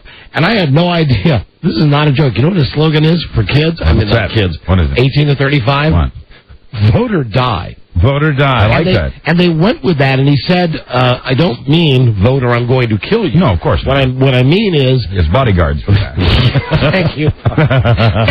Yeah, what I mean is, if you don't get involved and vote, you're killing yourself anyway. You're not exercising your... One of the reasons it's been very successful. Yeah, and anyway, so, that's cool. I like that. That's good for Sean Combs. Amen. Well, the last I heard, we were all on a yellow alert, except for those of us who live in New York or Washington, where it's orange. And I am constantly on a yellow alert. I know.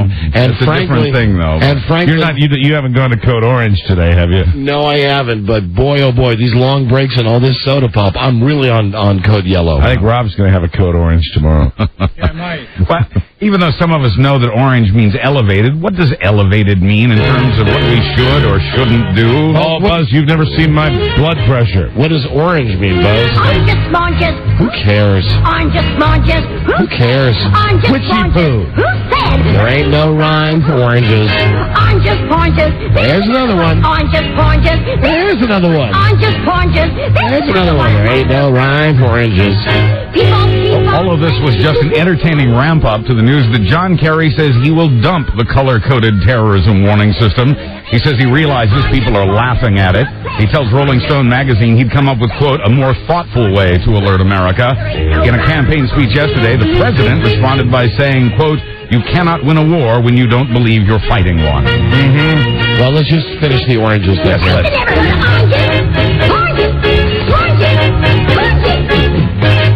Witchy poo. A kumquat? A kumquat? Yeah, I see fish. They kind of sound the same, don't they? Yeah, they do. But Kerry stands ready to declare a political victory whenever and wherever he can. The message we're getting today is that Kerry does not plan to be quite as polite as the Gore campaign was in the close races of 4 years ago. Gore picked up the phone, if you may remember, and conceded to George Bush, only to retract his concession once he'd learned that Florida wasn't necessarily lost. Gore never did declare victory, as Bush did. The Bush team was smarter than the Gore team in that instance. Bush did declare a victory and immediately announced his national security team. The Kerry team says it plans to do the same thing this time, avoiding the mistakes that Gore made. Yesterday we told you about the teams of lawyers, tens of thousands of lawyers on both sides, standing by for the inevitable skirmishes. Man, how about Mrs. Kerry? You know, she's my girl. Yeah. You like that, I do not know what job Laura Bush has ever had. Does she know what it is like to be a working woman? I do not think so. And then, you know, somebody says to her, listen, she was raising kids. That's a full-time job. All right. So, darling, she had a job. I'm very sorry. She's still your lady, isn't she? And I'm going to tell you something. All right. I'm voting for Kerry partly because of her. Oh, yeah, it's going to be fun. Even though it goes against the core of what I believe. You want to come to this country, even if you have an accent, for God's sakes, speak the language. But you know that if she gets in there, it's going to be some fun. She's the greatest. And I think the White House will be a much more fun place to be. Listen, I don't know what Laura Bush knows about, because really, what was the quote? Something like, since she's been a grown-up, what job has she had? That's really what it was. And how about that, a first lady going against another first lady? Yeah. Well, Walmart has... Oh, come on, bud. It's fun. It is fun. Let them duke it out, too. Oh, yeah. You know, none of this phony stuff where why do they have to be polite? Catfight. Kerry's the winner there. Yeah. I'd take her in a knockout. Really, over Laura Bush? Yeah, she's got the size advantage. Absolutely. Yeah. Just one, swing of the wrist. Scrapes. Walmart has flip-flopped, in the end deciding not to carry Jon Stewart's new Daily Show book, America. Walmart didn't mention politics. Officially, the chain says the book didn't meet their criteria on possibly offensive material. Well, the offensive material in question is the funniest thing in the book. Yeah, agreed. And I told you about that a month ago. Right. The book contains one picture of nudity as a joke. It's a Photoshop job that puts the heads of our Supreme Court justices on the bodies of some folks from a nudism website. Check out William Rehnquist. That's the funniest one. It's a case of the wrong book in the wrong store at the wrong time. Quoting Walmart, we felt a majority of our customers would not be comfortable with the image, but Walmart sees its online shoppers differently. The book is still available on the retailer's website. This thing is like a little kids thing where you like a textbook. You're supposed to put the robes onto the naked body. Obviously, little paper kids doll. wouldn't Yeah, do right. that. The format of the book is that of a textbook. If you were in high school, it's about what government is all about. I laughed out loud, unhinged my jaw, and laughed when I came to the Supreme Court page because they really took time to get the bodies and the heads that matched. Yeah, so funny. The TV stations with the anti-Kerry film are losing advertisers. That story's up next. All right, we'll be right back. Thank you, buddy. This is the Don and Mike Show. Gosh, I hate to interrupt. It's all been so incredibly fascinating and entertaining and instructive. Really, the time has just flown by. The Don and Mike Show. Get nude, squats, and cough for Don Geronimo and Mike O'Mara. But out of gas, Tiger? Yeah, I know. Yeah. Tonight long we night. will sleep.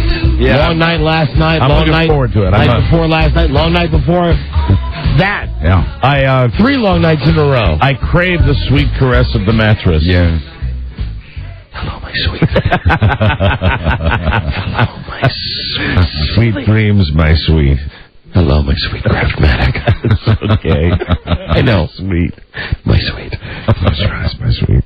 Buzz Burbank. Hi, Buzz. Hi, Don and Mike. And Mike, once again, although it's dumb to say this to you because you don't play for the team. It is dumb. It is dumb. No, I mean, I feel good for you, so I don't want to say congratulations. Congratulations. Always weird to get it. Always weird to say it. It's fun to say, just, man, it was great. It was so much fun, and all I want to say, I don't want to say congratulations either. I want to say how happy I am for myself and all the Red Sox fans because it's so much fun, and it's the most fun I've ever had in sports. I don't think I'll ever have any more fun. To do this, it would have to be something just, it wouldn't involve the Yankees. If ever any fans deserved congratulations, though, it would be these Red Sox fans. There are people, seriously, I say, once again, don't interview the people in the street, the kids that are 21, 22 years old. Right. Go to the nursing homes. Those are the people I'd like to see. People that are up there going, I'm going to die now. Hello. There he is. Like that. Yeah. Hey, Don and Mike, Giorno could fill a book. Oh, poor you. Interview those people. All of them. Anyway, good for you, and I'm glad that you got your whole Red Sox segment today and had all your Yankee haters calling in. Great day today. Yep. Wonderful day. And believe it or not, now, actually, it's calmed down enough that I can actually get excited about going to the World Series. Very good. Yeah, some commercials have to be run at a specific time, but other commercials can be plugged in anywhere there's space. Burger King is telling Sinclair Broadcasting that if a spot opens up on its We Hate Kerry special tomorrow night, keep the king out of it. And Buzz, is that what they're calling it? The We Hate Kerry special. Check your local listings and you'll find it. The burger chain is demanding that Sinclair not air any Whopper commercials in that controversial show. Sinclair has ordered more than 6 TV stations, some of them in battleground states, to run the show, which has now been edited. The media outlet says it had to cut the show after, quote, false reports in the media about the show's content. Now, I don't know, as I mentioned, we have 45 cities we broadcast to now, and incidentally, damn proud of that. Sure.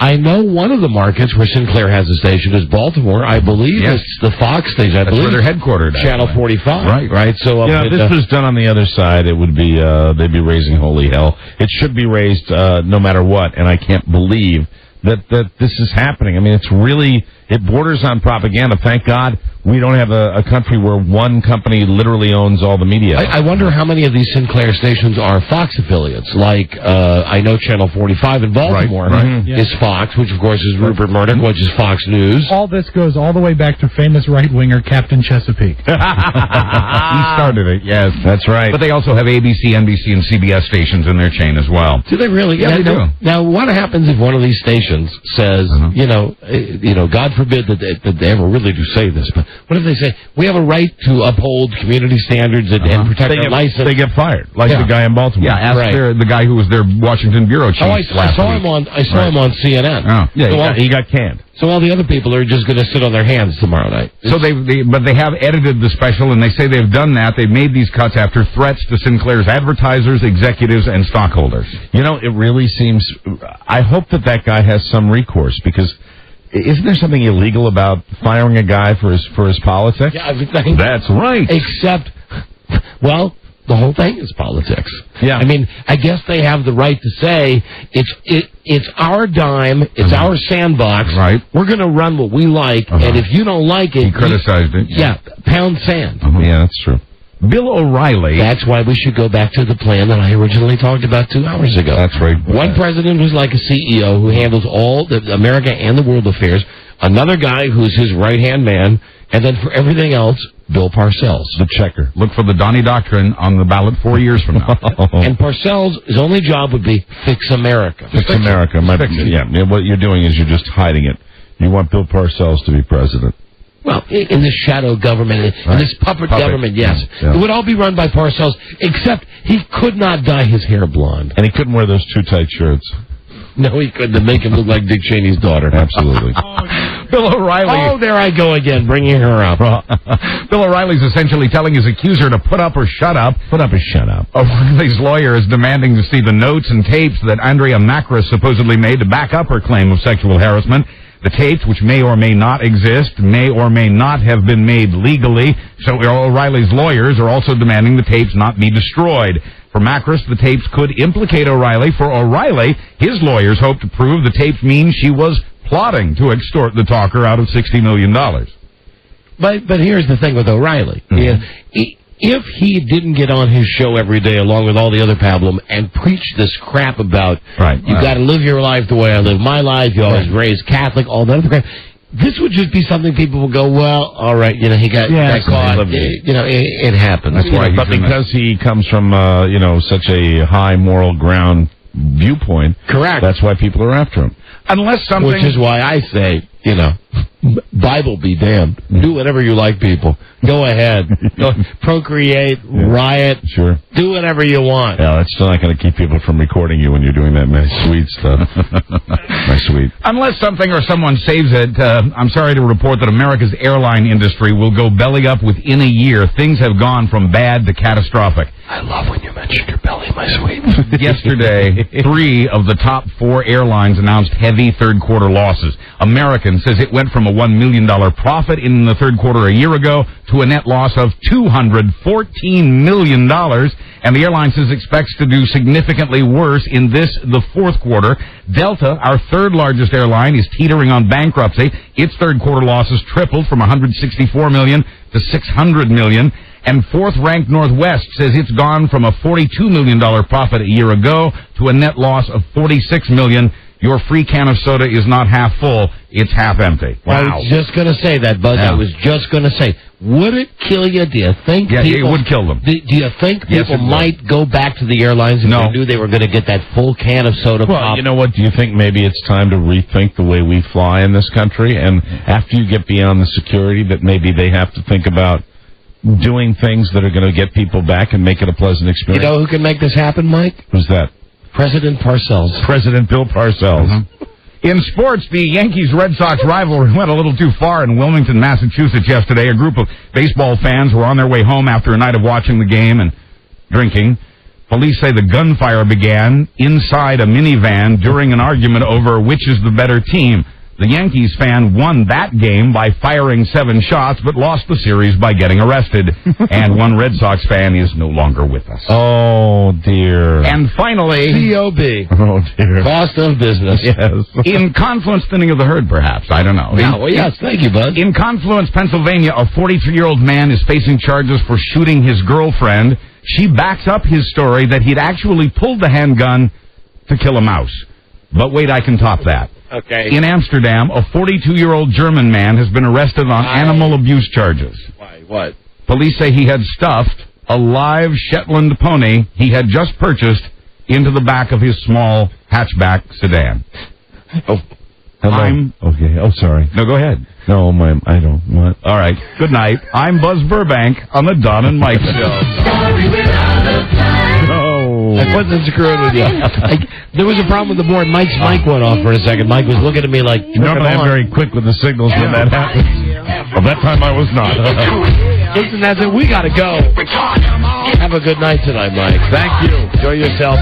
Everybody, please stay tuned for the styling of Ron Bennington and Fez Wadley. All right.